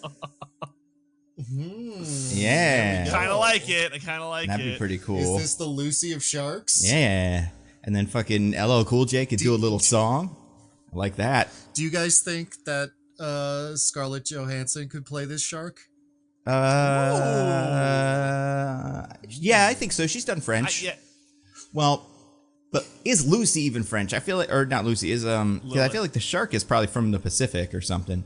Yeah, well, if anything, it would have been like American English just to make it the most scary. Well, I've I think known about you the whole time, Sophia. when we see the Aren't you map my of friend? when we see the shark map, it's like a lot of time in Australia. So I don't know if ScarJo can handle the Australian accent. I've never seen her try. Aussie, Aussie. Yeah, I think he'd want Nicole Kidman like or that. something. Yeah. So wait, you're saying that if the shark spoke, it would come up and say, "Well, good day there, Sophia. Yeah. Well, I've come here to eat you." Oh man, Rose Byrne, could she have been the shark? Oh, that would have been great. And it could have done Rose Byrne's weird half Australian, half LA accent. That is her real accent. Because that's really what the shark would sound like, you know? Oh, make you think. I like that. Rose I like that Byrne. a lot. I do She'd be too. a good shark. She's probably in that stupid fucking What If the Food Was Sex show coming out soon. She just does Seth Rogen stuff now. She's better than that. Don't do it, Rose Byrne. Do X-Men stuff again somehow. Show up in Deadpool. Walk through a portal and be like, it's me. I was a scientist that was a CIA agent or something. Or Doesn't keep really doing work. Keep doing a recurring character on Bluey. We all love Oh, that. is she on Bluey? Oh, that's very Australian. Yeah, exactly. They could have gotten the Pretty sure that's Blueys. They should have gotten all them the to do the Blueys? shark. Yeah, all the babies, because there's little babies on Bluey, right? They could have Yes, voiced the babies. Did that scene make you sad a little bit when the baby's just like crawling out, like spilling out of Lilith? That made me a little sad. I didn't know they were. I assumed when they like you're talking about when they spilled out of the Lilith's kid, right? Like they cut Lilith open, all the babies spill out. No, the baby, not Lilith. Yeah, it's like Cut open Lilith the Jr. is the one they kept. Oh, I'm had its sorry. own Right. babies. Yeah, that. I'm sorry. Yes. They didn't look like sharks. I thought those were like some anchovies she ate earlier. I didn't. If they didn't say, "Oh, it's baby sharks," I would not have made that connection. Well, yeah, when they're babies, sharks look very different. Yeah, they should. No matter what YouTube videos would have you believe. But already invoked the name a couple of times. How dare you? Speaking of that, I got one of Diggins's on the wheel. I spun it, and this one's truly incredible lung capacity. How's she doing this? What's the story here? Yeah, so she like gets dragged down to, like you said in your summary, she gets dragged down into the depths and then swims back up. And correct me if I'm wrong, I don't think when she initially dives in, she has any kind of breathing aid. She takes like a snorkel at best. Yeah, she has a snorkel. Which I don't think works when you actually go fully I underwater. believe that is correct, based on my limited knowledge of snorkels. Yeah. Based on If that anything- one time I used a snorkel. Well, you can fill it with water and then shoot it out like you're an elephant, and that's kind of fun. Ooh, yeah, You know? that's fun. That's true. You can do that. That's most of what I've ever done with snorkels. But yeah, so she spends, I mean, like, how long must she spend not breathing, including a point when she's, like, screaming, which Yeah. I think would reduce your lung capacity. Like, it's maybe like, I don't know, 20 seconds, but it's also the shark is swimming at what must be like 100 miles an hour or something, straight down. Yeah. Something like that, right? like her ears explode. Yeah, to go far enough down that pressure starts being a problem, like you can't just immediately swim back up. That would take you some time, all of which she's not breathing. Yeah. No, it's crazy. Like, and I think it's one of those things where we see it all happen, and like we watch it happen with editing and stuff, and it's like, she's going so far down, and they cut to a wide shot, and she's like 20 feet from the surface, and it just doesn't work. Yeah, it doesn't really make any sense. Yeah. But, yeah, what do you guys think of that intro stuff? Is any of that good? I mean, set up some good shark stuff, I guess. I was like pretty fine with it. I always like it when people get eaten by sharks. Yeah. I mean, who doesn't? I like it when people have cameras and they all get eaten, and I watch the cameras, and then they all go, whoa, whoa, and then camera goes black, and then, that's kind of fun. This isn't exclusive to this scene. It happens a lot, but I love where it's just like the looking around, like try 360, like where does it go? Where is it? Like bad guys looking for Scooby-Doo. It's like, where'd he go? Yeah. And just like it's like, guys, like go back to back, cover my 6. We'll get all our vision going. But you're all like wriggling around like like worms on hooks. So I would have loved to see the direction on this movie. It's like just wriggle around more. Yeah, everybody gets at least one scene where that happens, where they're like in the water, and then they lose track of the shark, and then they, what? There's no plan for this. Like, are there lights? There's no, yeah. No, I mean, if you're shark researchers, then you know that as soon as a single thing goes wrong or a shark acts in a way you're not expecting, you're just fucked. You'll just die. Yeah. There's nothing you can do. Correct. As far as what I've seen, yeah. I spent again one of DJ's sad newspaper coverage. Oh my gosh. So this is amazing. So I don't know if you guys have this pulled up, but if you go, I think it's exactly to minute 44. And viewers, you could do this. I keep saying viewers, listeners. I don't know. Maybe some people are viewing in their own special way. If you're like casting it to your TV, you're viewing it. We put these on YouTube. Yeah, that too. You can like look at the logo and go, I'm viewing the logo, and then that's fine. So go exactly to minute 44, and this is when Adil is like doing as Nando mentioned, like the research to learn about Sophia's sad backstory.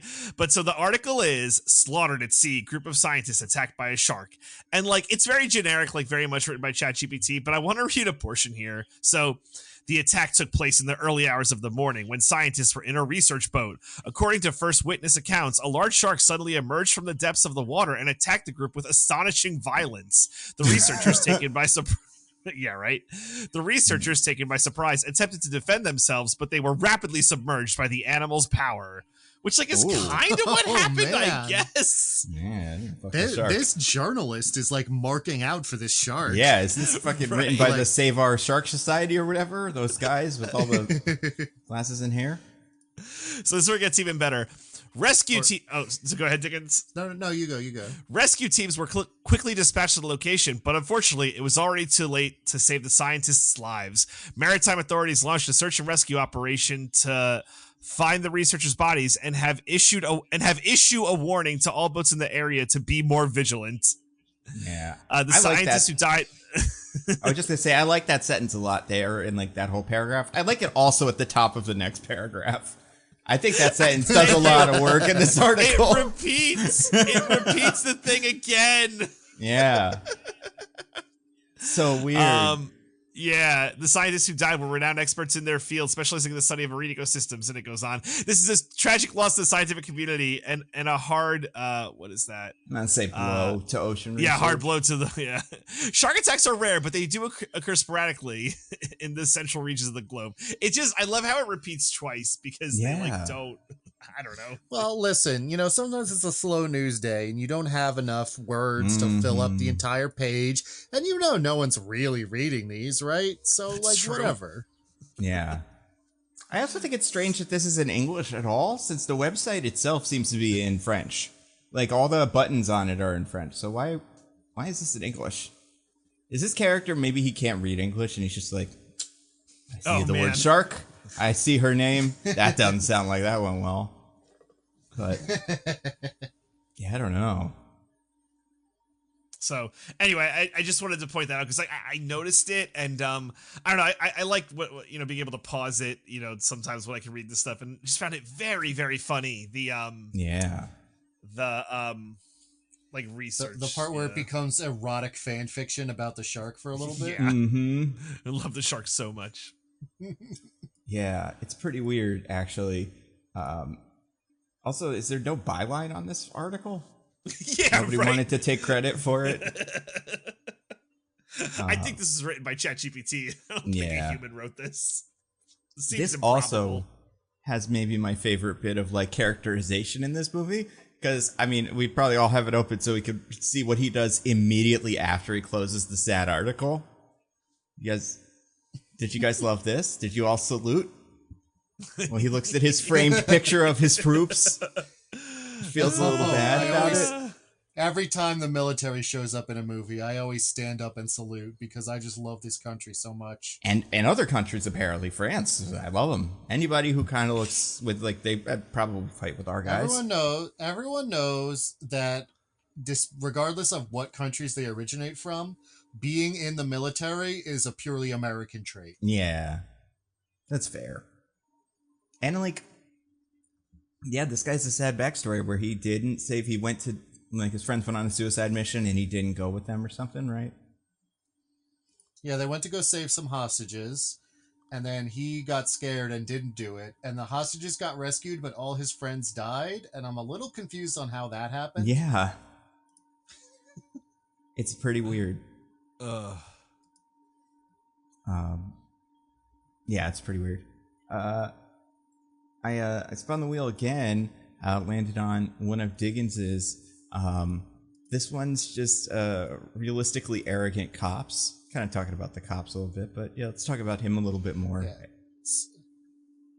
So they like turn very quickly in like the middle of the movie, but at first they're like, the girl tells them, like the shark girl is like, there's a shark in the river, and they're like, pshaw, ridiculous. And then they call in a famous shark expert who's like, there's a shark in the river. I can tell because I have a bio tracker that tells you where it is. And also I'm apparently a very famous oceanographer. And they're still like, pshaw. Yeah. Couldn't possibly be it. Fucking nerd. And then they have a corpse like that's been torn to shreds, and she looks at it and says like, those are shark bite marks. I've spent my life studying sharks and I can recognize specific patterns. And that's like definitely the bite marks of a shark. And they're like, pshaw, still ridiculous. Probably a propeller, just like in Jaws. People get chopped up by propellers all the time.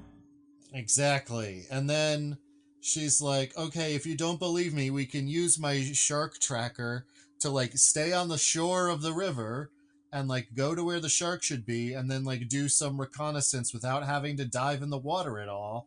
And they're like, no, we're going to dive in the water because we don't get to do it that often and we're bored. Yeah.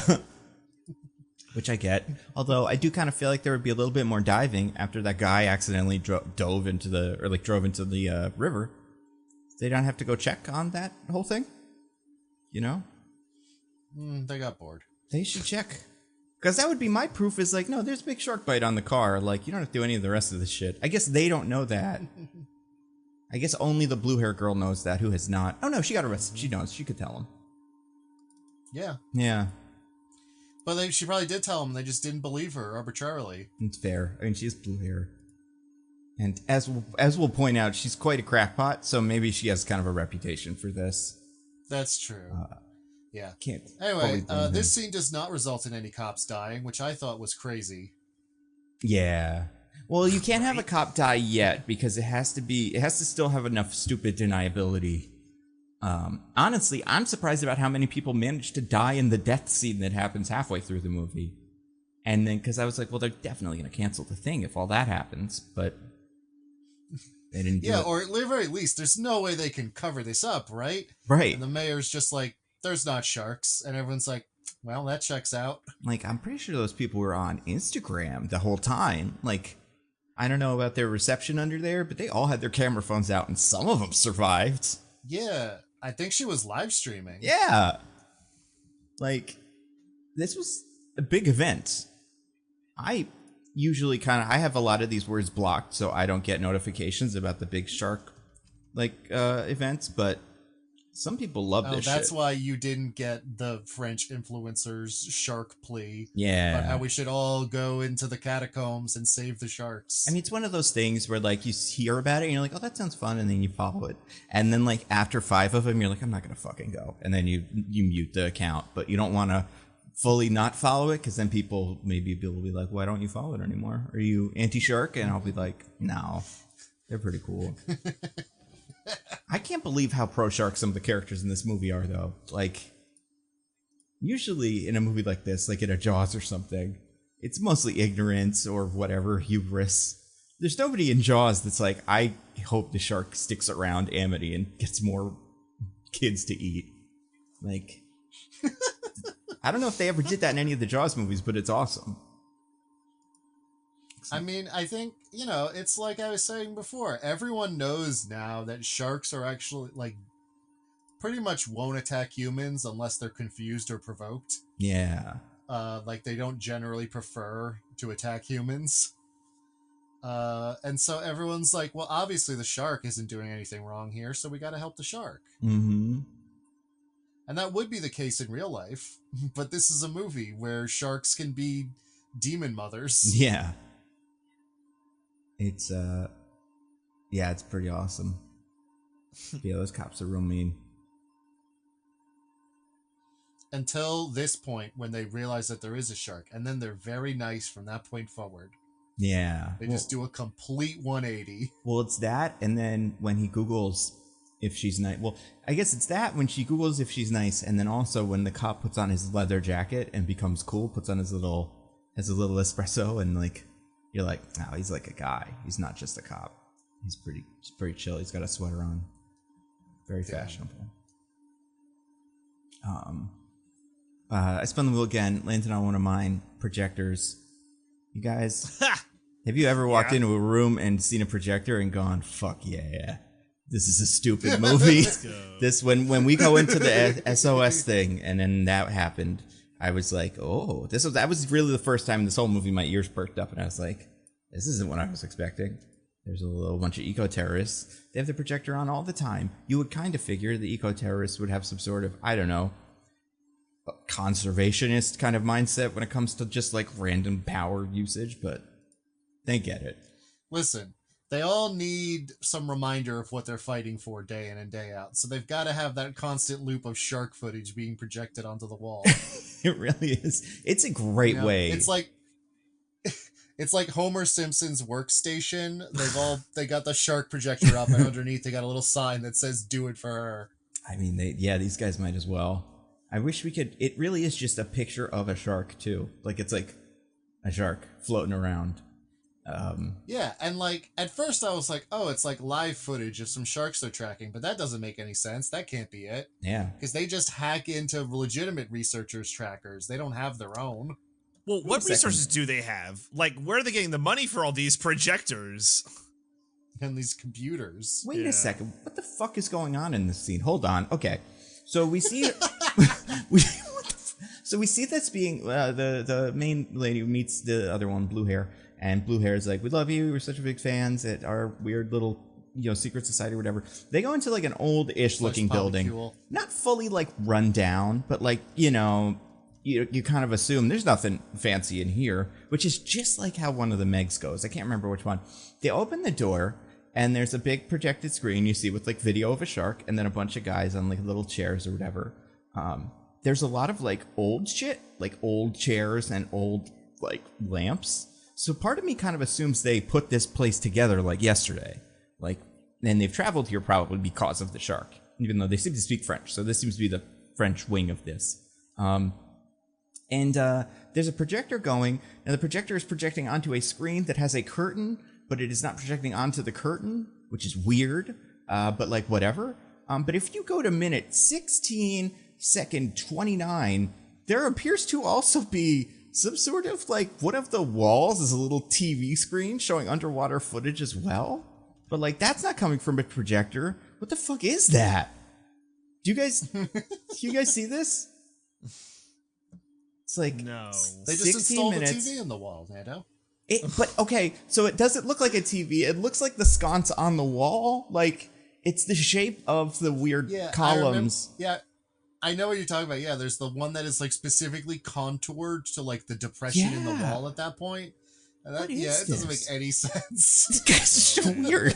What like Netflix executive was like, there's not enough blue in this scene. Can we need more sharks. Like honestly, for me, when I saw this, I was like, wait, are they underwater for real?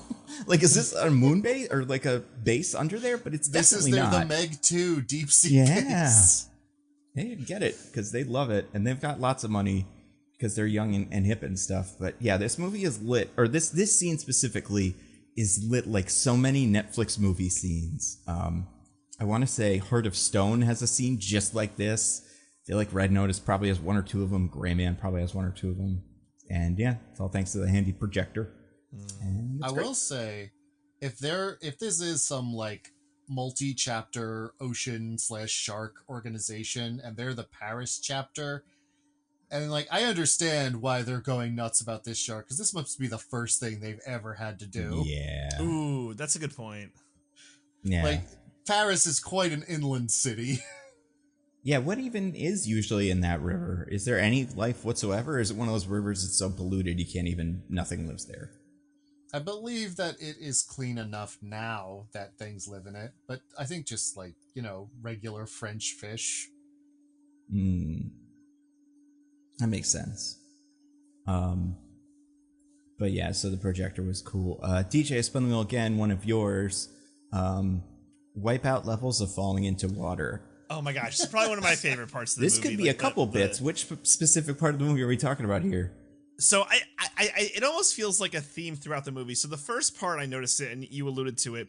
It's when all the SOS kids are like in the little circle and they're on the ledge and they're just like falling into the water as they're like pushing each other to get away from the shark. And it's like silly because like I think if you stand on the ledge, you'll be okay from the shark, right? Yeah, it's a pretty good place to hide from sharks. Traditionally, don't love the land.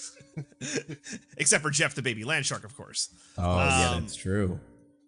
But like the way they're falling in is like they're just like flailing their arms and legs, like whoa, like at the game show Wipeout, just like falling into the water. Or like they're on like Ninja Warrior and they just like got hit, or like they couldn't get to the next ledge and they're like, oh no, as they like fall down into the water. But on top of that, like as some of like these good Samaritans are trying to like help people out of the water, but then they're just getting like pulled in comically, and people are just like ripping them from the ledge into the water. This happens again at the end of the movie with the triathlon when like the swimmers are swimming to the edge and like people are trying to help them in, but like the triathlon swimmer is like, no, you die with me. And people are just getting like dragged into the water and comically falling in. Those are the two big ones. Were there anyone like others for you guys that kind of stood out, just like wacky falling into the water nonsense? Oh, I mean, there was an insane one during the river like thing when everybody like, so near the end where everybody starts running away from the shark and they push the mayor over. And I'm pretty sure there's a guy in the like thing like on the dais with her who I think we've kind of been established as like a reporter or something, who I want to say maybe even in English is like, get the fuck out, everybody, go! And he pushes her over. Like, it's a pretty big stage. There's not, like, I get, it's hard to navigate the little corridor thing from earlier, but this thing, I'm like, you guys, you could stay on this stage. It is totally cool. Like, the shark also can't get on the stage. I don't know what these people think a shark is. Like, they end up just getting all killed by bombs, which, like, but they don't, she doesn't know about the bombs. Also, tell her about the bombs. Did they not tell her about those? Yeah, I don't think that ever came up. It was in the news. I mean, the mayor knows. Yeah. Because she's shouting like, no, the artillery shells, don't fire. Yeah. Oh, right. It's just the military. As soldiers tend to do, they just love murder and killing so much that they can't stop firing even when they know that it's dangerous. I sure do love killing. You're not a soldier. You just work for the military. Oh, well, maybe I just love killing anyways. Maybe. I mean, that's why you love this movie so much. Me and Diggins were anti-kill. I mean, I guess I'm agnostic. Diggins is anti-kill, so that was why we kind of fell. I mean, my review wasn't negative per se. I do kind of like this movie. I don't know. Not enough, apparently. I think these parts of the movies, the bombs going off and like the silly wipeout fall-ins, like it could be a type of movie that's like that leans more into the so bad it's good. Yeah. I don't know. Yeah, that's when it stops being Jaws and starts being Sharknado. Yeah. Right. I also love that the scene where all the water guy, all the people in the water all get eaten by sharks. They all try to like swim away, but like they know the shark is there, and we again focus on one guy who kind of looks like David Thewlis but isn't David Thewlis, and then we kind Just of the there's French like, David Thewlis. yeah, exactly.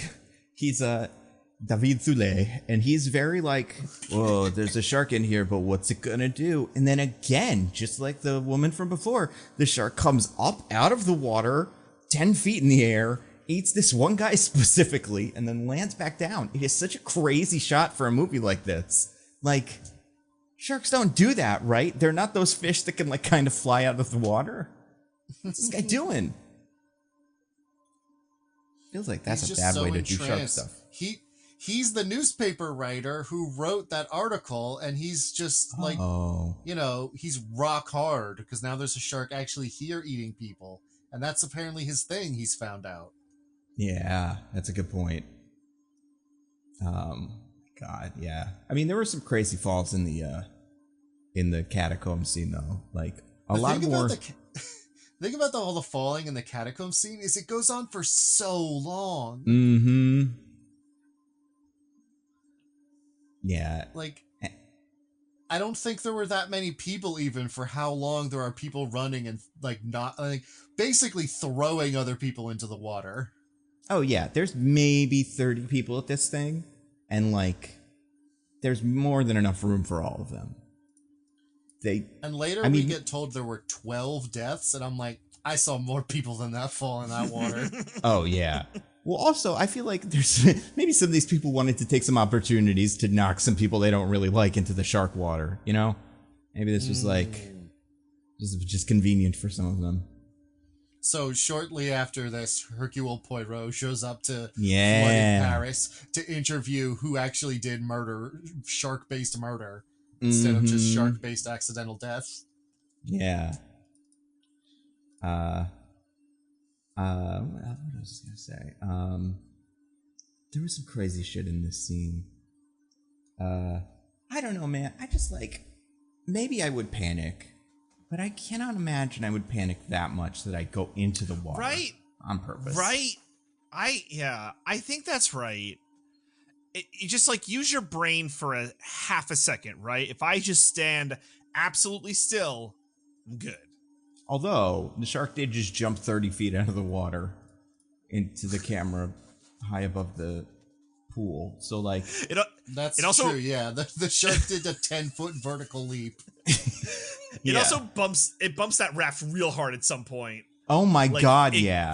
Crushes it. Bumping the raft does not do justice to what that shark does. Right, that shark, volleyballs that raft, and it's doing a serve. Yeah, I would say... If anybody wants to check on this moment, because at that point in the thing, they've escaped, but they don't know if the shark is being killed, like, because they did the explosion. This is 1 hour, 27 minutes, and 13 seconds in the movie. So our main characters, the main two, are swimming to the other couple of living people in the police boat, and then they're like just kind of like getting close, and you're like, oh man, they're just gonna make it, and then the shark knocks this thing up into like at least, like I know we keep saying 20 feet, but like really high up. The length of the thing, like high, and then just eats them all. This shark's pretty sick. It's like a tough customer. It's a tough customer. I don't know. Do you think we could deal with the shark in America? You think we'd just kill it with guns? Seems like that would have worked. We would blow it up with an air compression tank, like in Jaws. Yeah, that's true. I also think this goes to the classic question: could Nando defeat it? I mean, like, I don't know if I could defeat it, but I'm pretty sure I could survive it. I mean, not the end, but like the middle parts for sure. Right? Yeah. You're not getting past Shark Take Planet of the Sharks, right? That's oh yeah. Out of the question. And even if I give a shit, and there's no way you could get me out of the house at midnight to go into the catacombs to maybe see a shark. Like, and then even if you told me the shark was going to eat an eco-terrorist, I still would skip it. Because you'd be like, I would want the eco-terrorists to live. I want eco-terrorists to do their thing. No, first of all, I'd be like, these eco-terrorists are probably really annoying and weird, but also I'd just be like, it stinks down there. They've probably got blue hair and pronouns. Exactly. They have projectors. I don't like them. It's too many. Yeah. I spun the wheel again. One of Diggins's, the first annual pig fish fry. I get a little bit of this, didn't we? Yeah, I was waiting the whole movie because there were so many cops in it. I was like, when's this shark gonna go nuts on some cops? And I was starting to think I wouldn't get it, but at the end of the movie, it delivers. Every cop we know gets eaten except for one. Yeah, every person we know gets eaten or killed, I guess, except for two. Like, there's 2 people in Paris now, I think. Yeah. Well, first, before the shark goes to the triathlon, it eats all the cops except for Adil. Yeah. Right.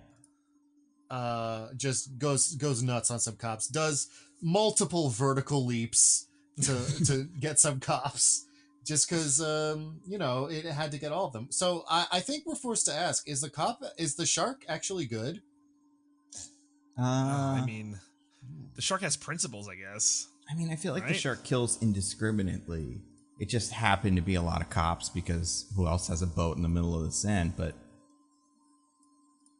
I mean, That's a good point. I mean, it doesn't make you a good person if you happen to kill a bunch of people who deserve it just because you're killing everyone. Yeah, and also, like, the shark, I feel like, I don't know. I do feel like the shark kind of knows what it's doing, though, because it does save its big leaps for dramatic moments. So, like, it's having a little bit of fun. I don't know. Maybe it does have a plan here. But, and I guess the cops would be super easy to find because they're all wearing, like, bulletproof vests or whatever. Which I feel like they brought up the bulletproof vest as, like, you got to put it on and life jacket or whatever. And I was like, oh, is somebody going to need that later? But then they didn't. No. Use that. It was just a thing about how cops got to wear their vests. Yeah. Maybe there's like a French law that's like you can't have people in the water unless someone in the movie goes, put on your life jacket. It's pretty cool. Pretty cool. Yeah. Yeah, a lot of cops died in this. Many cops were harmed in the making of this movie. I guess my question is, compared to Grey Notice, which I think is probably the highest number of these. Oh, the first annual Prague pork roast is definitely the high point of this running bit. I think these guys could. I think this could easily beat that. Except I feel like the sharks specifically cops killed. I don't know. Yeah, I guess not. It gets those army guys. That one's pretty good. I mean, yeah, it's. Yeah, I would argue the army guys get themselves because they get blown up. Well, that's the thing. Yeah, a lot of the fun deaths at the end aren't really the shark's fault at all, or at least don't have as much to do with the shark as you would hope.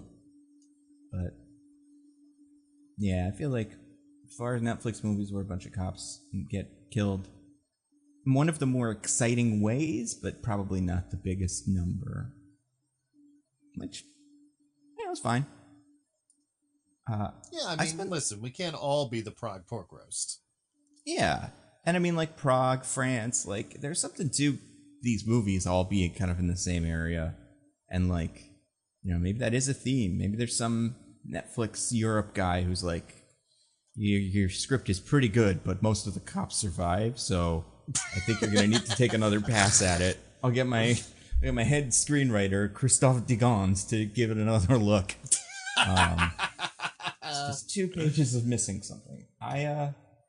Yeah, speaking of that, I spun the wheel again, landed on one of mine. This one just says, good thing Paris exploded because it was going to be tough to explain how 3 of you died when you bombed the river. Imagine if it didn't explode, though. Like, what would they even tell anybody? Yeah, I know. 3 of us got eaten by sharks. Like, why? What were you doing there? You weren't supposed to be there. I know, but we kind of wanted to kill all the sharks on our own. So we got some bombs and just decided to bomb the catacombs, which I gotta assume is illegal for other reasons than it's bad to kill sharks. And then but then everybody dies and explodes. So people would hear about it and be like, wow, what happened to everybody? And you go, I don't know, I lost them. They must have gotten killed by all those explosions. But yeah, the sharks exploded Paris. It really is such an insane plan that these guys have that they're totally just going rogue and doing. Well, those sharks gotta die, Nando. I know, and like, I guess for me, when that plan started and the shark got out, I was like, the shark's gonna have to kill everybody. Otherwise, this is totally their fault. So there's gonna have to be some kind of balancing of the scales or some sort of weird justice that's gonna let these people off the hook, and it's pretty weird, but yeah, it's pretty cool. I do think it's kind of nuts how we get to the end of the movie and it kind of feels like nothing anybody did mattered. Like, This is how it would have ended if no main character did anything. For sure. This could have happened much earlier in the movie if the shark just swam a little lower, you know? It would have blown up all the stuff. I'm surprised they made it this long. Are those still in the Seine? I'm assuming they've gotten rid of them. Right? What? All the bombs. Shells? I don't know. Maybe. I don't know enough about this particular circumstance to say. Like, I feel like there's like kind of times where you're like, oh, this guy found a bomb, like in Hot Fuzz. Like, oh, he found a bomb in his, his shed or whatever. But I feel like the idea that it's like, he found enough of them. First of all, you took a bunch of them out of the Seine, and then there were even more, enough that you could blow up all of Paris. It feels a little like an oversight, although this mayor stinks. Well, the problem is, Nando, they thought these were regular bombs from World War II or whatever, and it turns out that these bombs were tightly packed with gallons and gallons of water. Yeah.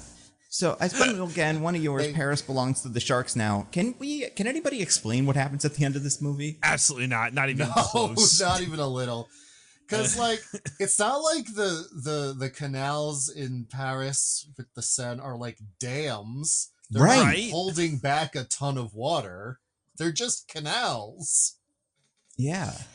So, like, somehow these bombs going off spontaneously generate enough water to fully flood central Paris. Yeah. I mean, I couldn't figure it out. It's such a crazy ending. It's a big old mystery. Like, yeah. Like, even and when then the movie just ends. Yeah, right? It's like a zoom out, lots very of sharks. heroically. The end, yeah. I think they should make more. I honestly thought, even when I got to this point, she like drags him up onto the roof. They're there, and he's like, "Is it over?" I thought Lilith would then show up, and then there'd be a dramatic showdown where she has to kill the shark. Right. And I'd be like, "That's how this movie normally ends," but instead it just ends on Planet of the Sharks. Yeah. Which, no notes, perfect. I love it. I love it so much. So, although, where did all those baby sharks come from? Did they not blow up all the baby sharks? Did she just have them right now and they immediately became grown up? Maybe every time she eats a person, that all the metabolism goes through her body and immediately births out another shark. And that's why she keeps eating people, is so she can fuel her shark machine. Shark lust? Yeah, her like... That would explain why she's constantly murdering people, the sheer energy needed to create all of these sharks that she's birthing. Yeah. But because it is truly insane, the number of sharks that this shark gives birth to. And Mama's going to work! And it does seem like, especially looking at what happens earlier in the movie, or looking at what happens when they bomb all the babies, and potentially the mother, but they don't, this wouldn't have happened this way if they had just let it go. I feel like the sharks would have kept swimming in a circle. The people would have swam by, and then maybe some other shit would have gone down in future days, but it would not have been bloodbath on the Seine. Like, and you know, maybe this is saying something. Maybe like in France, everybody watching this movie knows that the water cops are like the loosest of cannons. You know, like that's where they send all the craziest cops. And it's like, yeah, they'd try this shit. They've without a doubt. They can't stop. What I have to like, I think leaving them alone would work out just because the pace at which these sharks are having children is unsustainable. Yeah. Like these sharks would like eat all of their prey and starve to death in a matter of days. Mm-hmm. There's so many of them. Well, then we'll just hunt them. Let's just have mahi-mahi, right? Let's go. Yeah, I mean, we have found an incredibly sustainable, like, farmed fish if we want to keep going with this. I understand why people don't like killing sharks and stuff. It does feel kind of arbitrary, right? Like, if there were lots of sharks, it would be the same as eating a tuna, right? Like, I get dolphins because it's like they're mammals and they have brains and can be trained to hunt. Yeah. But they're like geniuses. Sharks just feel like they're big fish. Yeah, I don't know. But they're an important part of the ecosystem. Yeah, and climate change bad also. Well, climate change bad for sure. And like, if there were lots of them, I guess I wouldn't. There is nothing for me. It feels like there's people that would eat like, you know, I don't know. Like, I wouldn't eat a dolphin because I'd feel bad. I would not feel bad eating a shark. In the same way. You can eat a shark if you go to certain countries. Apparently, it's a lot of stuff that you think you're getting other stuff. Like a lot of, I feel like it's some sort of like cod or something.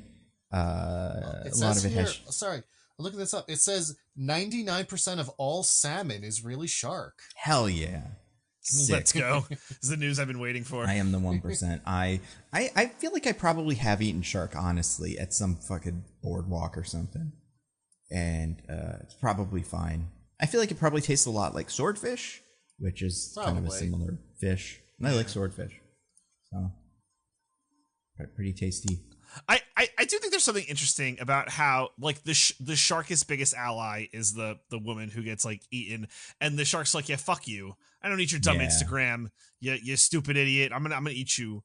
It's like really just paints the shark to be the worst. I will say my favorite thing about that girl is that she does her insane arbitrary Instagram plan at the time when the cops' plan is to capture the shark and bring it back to the ocean. It's yeah, right. She's trying to do nothing different at all. Except her plan is worse and dumber. That's true. That's really stupid. True. Like, it's not till after this point where Sophia is like, no, we gotta kill these sharks. They're evil, actually. Yeah, she gets the sharks all killed. Well, I mean, she doesn't because they all survive. But, like, hypothetically, she, inspires our heroes to murder the sharks. It's pretty cool. Those kids, man, those damn eco-terrorists throwing their soup at the Mona Lisa or whatever. All the dang kids with their le wokisme are destroying this country, which is France.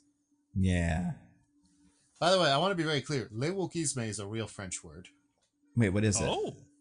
It's woke. They use, instead of saying woke, they say le wokisme. Oh, they do? Oh, I'm my serious, God. yeah. How interesting. When you said it, I kind of assumed you meant, I thought that was like a French brand of phones. And you meant like those kids and their dang le wokismes or whatever. And then that's how I read that. It's good that everybody has a word for woke because it's such a legit thing that exists, Yeah, and it's so well defined also. And it's ruining so many things, that it's like everybody eventually needs a word for it. There's like undiscovered tribes in like the Amazon that are going to have to come up with a word for woke when we start recasting their Star Wars characters or whatever. So, eventually this is going to be the most used word on earth. I spun the wheel one more time. This is one of mine. Real quick, I think we've brought this up before because I think we've done movies that are kind of similar to this. Have maybe you guys watched the sketch Shark Pool? I don't think so. I'm honestly unsure. It's the reason that all these movies just confound me. They made this one, and there's a couple of others that are kind of like this. Night Swim, I think, was probably the other one where this would have come up. But it's just an old sketch, maybe like 15 years old, and it's just it's like a sexy pool party. It's like trailer for a movie, and there's a shark in the pool, and everybody's like, "Oh my god, everybody be really careful!" And there's one guy that's like, "Well, we won't go in the pool, right?" And everybody's like, "No, there's babes. We gotta hang out and be in the pool." And like, it's crazy how many movies we've made that are an evil pool or something, and they never try. Nobody ever is like, just get an helicopter or something. I don't know. Shark probably can't get you up there, but yeah, it's I think it's a really good sketch. It's very like. It feels like something that's 15 years old, but yeah, it's good that we're still doing this. Do you think this is more dangerous or Night Swim? Ooh. Now, I'm much more likely to swim in a swimming pool than I am in the Seine. Yeah. But also, would you? Oh, sorry, you go. Would you watch a triathlon from the dry land? I would never watch a triathlon on TV. That's fair. Then yeah, I feel also, like this is right up your alley. The shark, if I'm in the water, just has to find me and eat me. The Night Swim has to tempt me with desires that I then have to agree to from the spooky pool, to which I will be. If I'm ever offered a wish from a obviously evil entity, I'll just be like, no thank you, sir. I appreciate the offer, but I fear the cost would be too high. Yeah, I don't know. I don't think I could kill a shark. Yeah, I feel like it's not that hard to kill Night Swim. I mean, Night Swim in the movie only gets one guy and a cat, I think. And a cat, yeah. So gets that cat. You really gotta fuck up to get killed by Night Swim. The dog. I know. I was like, that shark's gonna kill that dog, and it never did. Yeah, what the fuck happened in that scene? That's another one. I skipped over this wheel, so I want to get to something else. But the scene where the unhoused person apparently gets eaten by the shark, what was he doing? Swimming? I think this was when we just didn't get to see this one. This is one where the shark did just flop onto land, and then flop back into the river. Right? Like when the dog is barking at the shark or barking at the water, and we don't know that the guy's disappeared yet, I'm like, oh, he's gonna go try to get his dog, swim in the water, get eaten by the shark. But no, he just apparently got close enough to the water to get eaten by the shark. And it's so weird that he was part of it. Especially because we already had a character that was eaten by a shark in that car. Or whatever. We didn't need this guy to be eaten by a shark. It's true. But that's movies for you. They love to kill the unhoused people, even if they're nice and have books, you know? And work with cops. The bravest of all professions. Speaking of that, is this movie woke? Yes. No, it can't be, because it thinks the woke kids are stupid and we should kill the sharks. They're dopey. But maybe that's correct. I mean, I think that is correct. Yeah, so I think the movie's got something going on. I mean, it's both against them, but it's also against the army. So it's I will say, I feel like at first the movie feels like it's going to be woke, where it's like, oh, the environmentalists are going to be right, and like the militarized cops are wrong. But then they do a stupid plan and all get eaten, and it's like, no, we got to kill these sharks. And I'm like, no, I guess the woke is wrong. Especially because, like, at the end of the movie, it ends, and you're kind of like, you're reminded, like, oh, right, the beginning of this movie was, like, kind of about climate change and the Pacific garbage patch and stuff. But it's connection is so tenuous from like, point A of, like, we're polluting too much to point B, Paris will be submerged and sharks will take over the world, that I even think someone in, like, America trying to write a news, like, story about it would have a hard time making this all work as a narrative. It's very it's very clunky. I'm gonna say I don't know. Stop polluting, or the sharks will evolve into super evil monsters. Yeah, I mean they might. It's on the table. It's true. Yeah, I would say in general the cops are nice guys and good mostly. So that's not super woke. Mm-hmm. They all and get the redeemed. But The military is dumb, but the military is only dumb because they're standing in the way of our hero cops. Yeah. But the sharks are transgender. They're not. It's parthenogenesis. Or They don't know the something. difference. You They don't don't know the difference. You don't have to change gender to do parthenogenesis. All right, fine.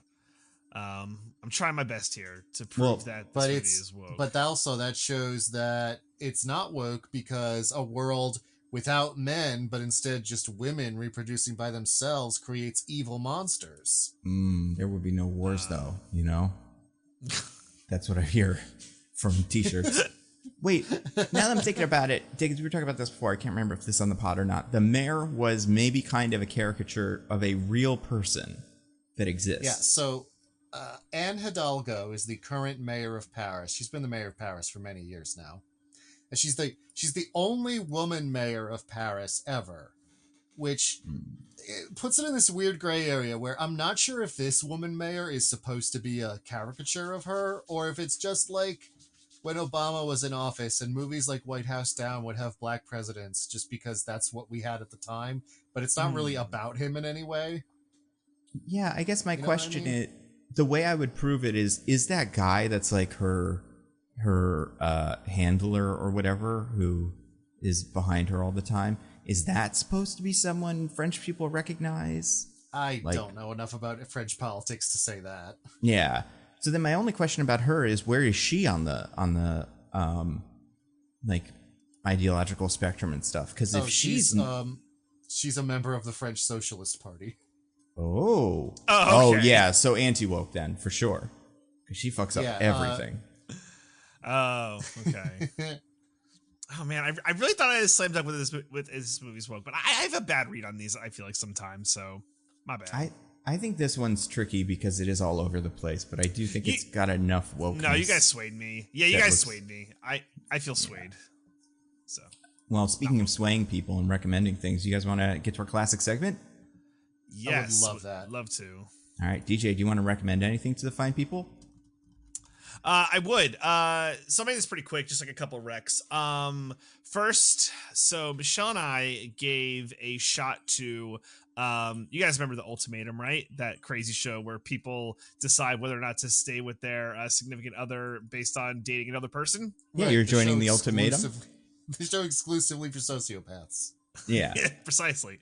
There is a South African version, the Ultimatum South Africa, and it's pretty good. Oh, okay.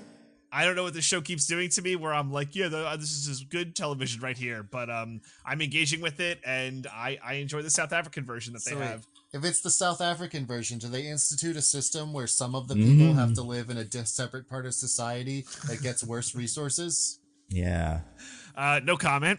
Are there alien bugs? There's probably.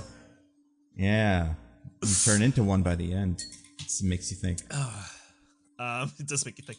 But anyway, I would say if you've ever engaged with any of that kind of Netflix content, I would recommend this one.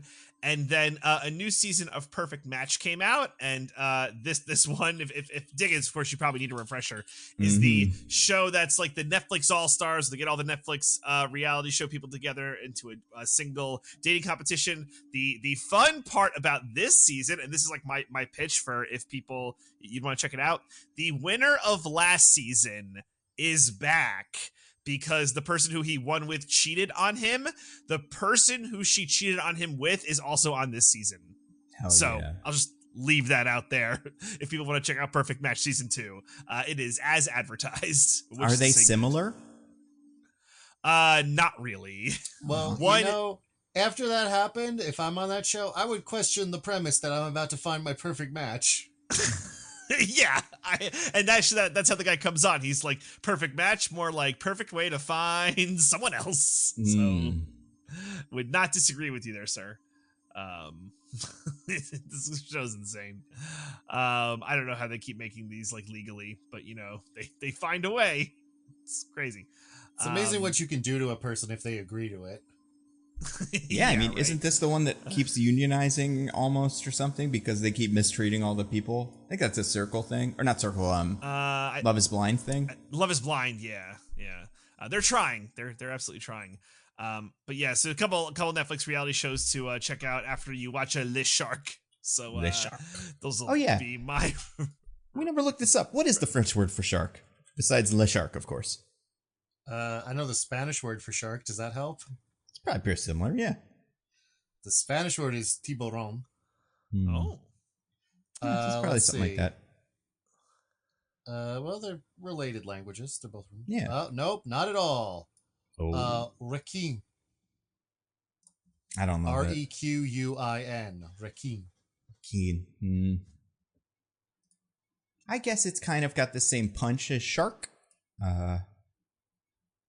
But I don't know. It sounds like a guy, my buddy Rakim, like it doesn't work the same way, but maybe for French people it's different. Although then maybe you would have somebody named Shark, and that'd be pretty sick. What about you, Diggins? Do you have anything to recommend to the fine people? I do. This is technically 3 recommendations, but I can knock it out in one description because what I'm recommending is the Dollars Trilogy. Oh. If you don't know that, those are the classic spaghetti westerns with Clint Eastwood. That kind of started his career and made spaghetti westerns really popular in America. Those being A Fistful of Dollars for a Few Dollars More and The Good, the Bad, and the Ugly. Mm-hmm. They're just like really solid, like old westerns, with all the stuff that you imagine being in old westerns, like tense standoffs, gun duels, like journeys across deserts and wasteland, etc., etc. They're really well made movies, honestly, and like when they have the standoffs are really tense, like there's just enough like that they give to the characters where you feel invested in them.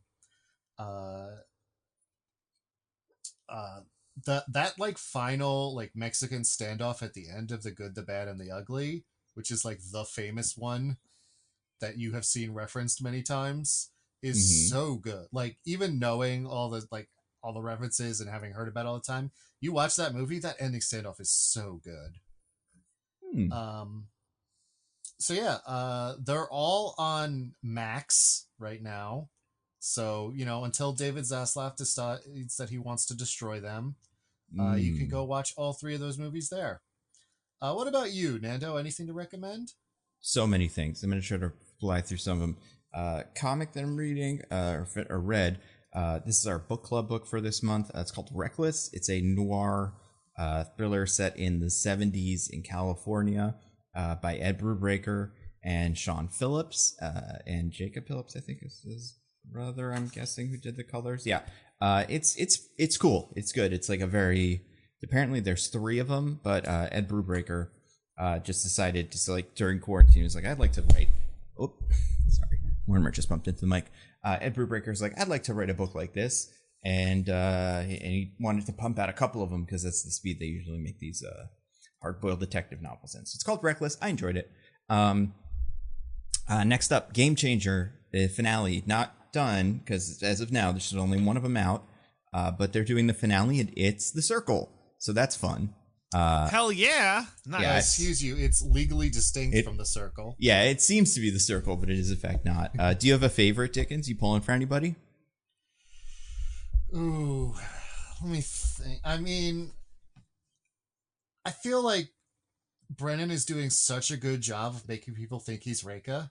Yeah. That, like, I feel like he's got to get rewarded for that. I mean, a bug with a big ass is just a perfect cover. Yeah. And on that same token, I think Reika's side table adjustable is pretty good too. Like, as a just weird character to keep figuring out what it's up to. But like most things in the college humor, like Dropoutiverse, the Zach Oyama character is my favorite. Grandma whatever or something, I can't remember her name, but Grandma Sweetie, I think. Yeah. Like random capitalization. So good. It is very yeah. good. I would recommend anybody who doesn't watch Game Changer. We've recommended it plenty of times, and like I said, there's another episode, at least one, of this finale. So excited to see where that goes. I watched a bunch of movies this week. I watched Furiosa. I liked it. I thought it was very good. I saw it in a movie theater. A guy answered a phone call during it. He put his phone away after that, which was nice, and he didn't. It's unclear whether he knew he was answering a phone call. Or he just thought he was putting it away. But anyway, so my experience was weird, but mostly fine. I thought that, I think it's pretty cool. Chris Hemsworth is good. I like him. And what else? Yeah, it was good. I don't know. I saw this. I saw this kind of leaked, although I'm not sure if this is true or not. Because I'm sure we'll find out soon. I think I saw that it's coming to VOD quite soon. Because that is the only way you can surefire tank a movie is by immediately putting it on VOD. So I think it's going to be on VOD before the end of the month. But I think it's a cool movie in cinemas and stuff. It's quite loud, but you get that. Plus, if you go to the movie theater and see it, Deadpool and Wolverine yell at you for putting your phone away. So that's a little extra thing. That did happen. Yeah, that happened to me all 3 times I've seen that movie in theaters so far. They love it. They love it so much. That was cool. Other movie I watched this week, I watched Boy Kills World. It's like it's fun. I almost saw that. How was it? It's cool. It's like not. It's got a lot going on, and some parts of it work better than others. Obviously, it's going for kind of a Hunger Games-y thing, but it's also going for like a Running Man-y thing. But it's also going for like a really fucking hardcore martial arts thing, and that part of it I think really works. Like Bill Skarsgård is great as whatever he's doing, because he doesn't speak, so he's acting all with his eyes and stuff. But also just like he clearly did a lot of it in real life, and it's sick. It also has Andrew Koji, who I love. We all know him from our favorite movie, Snake Eyes. He plays Storm Shadow in that. Obviously. He is one of the friends of the boy. And then another World. The one who kills World, yeah, and he kills quite a few of World, although everybody kind of gets involved. Another actor I love in it is I don't remember her name because I don't have internet, so I can't look this up. But from Happy Death Day, the main Happy Death Day girl is in this, and she's fun. I like to see her and stuff. And then Isaiah Mustafa, who. Is this a name you guys all recognize? Like when you hear it, you're like, I know exactly who that is. No. He was like the most famous person on earth for like a month, and we all had to learn his name. He doesn't act a lot, but he acts a little bit, and he's an actor, obviously. But like you don't see him in that much stuff, and I was like, that's him, isn't it? And it is. It's the Old Spice guy. Is part of the crew of guys, so he's pretty cool. But yeah, overall I liked it. I think it's good. I think some of the bits, I heard some people said that they didn't like the voiceover stuff and they thought it was a little too cheesy. I thought some of the voiceover stuff was really funny, and like I totally worked for me. So it's probably just like a taste. Like sometimes you love it, sometimes you don't. But yeah, I think it was good. Super hyper violent stuff. Also, I watched the Hit Monkey show. I'm 2 episodes in, but I know the new season is coming out. It's a cartoon. It's based on a Marvel thing. Jason Sudeikis is a hitman that dies and becomes a ghost that has a monkey friend that helps him do murders. It's pretty cool. It's on Hulu. I like it so far. I know like Lady Bullseye is going to show up. I'm curious if it'll have any more Marvel like kind of continuity stuff, or it's just kind of its own little thing. Not that connects to Marvel stuff, but just like if all the characters will be just Hit Monkey characters, or if like fucking, I don't know, Wong is going to show up or something. Who's the most out of left field random ass character? Like Beast? Kelsey Grammer Beast is going to show up at the end and be like, hey, Hit Monkey, you're looking great. But anyway, that was cool. But I'm not finished with it yet, so I don't want to give it a full rec. I watched the new, because I've been really getting into the show After Midnight. Speaking of shows that are, I don't know, After Midnight. It's kind of like that show At Midnight, but funnier. It took a while to get going, but I think it's in a good place now. It's hosted by Taylor Tomlinson. Though I watched her Netflix special from earlier this year, I can't remember what it was called. And like I think I wrecked that. Yeah, you've definitely wrecked at least one of them in the past. It's the one where she descends from a big giant staircase in the beginning, and it's like pink and silly. Oh my gosh, maybe I didn't wreck that one. Like she comes through a little door, and she's like, and then she's at the top of a staircase, a big fancy one that comes down, and she's like, I forgot that I was supposed to do this, and I got here, and I was like, do we have to do this? And they were like, yeah, we built it, and I was like, fuck, all right. So like that's kind of how I will remember, because I've seen most of her other stuff. And she's great. I think she's like one of the funniest working comedians. I mean, she's awesome. The only thing is, if this is like at midnight and she's the host of the show, then you better watch out for news. Well, that's what happens at midnight, but after midnight, it's all cool. So you never have to worry about that. But yeah, I did have that thought too. I was like, what happened to that show? Oh, right. Yeah. He was bad. But yeah, so after midnight, it was just like on YouTube in a bazillion parts, so you can watch it there. But then this Taylor Tomlinson special, whatever it's called, it's very good.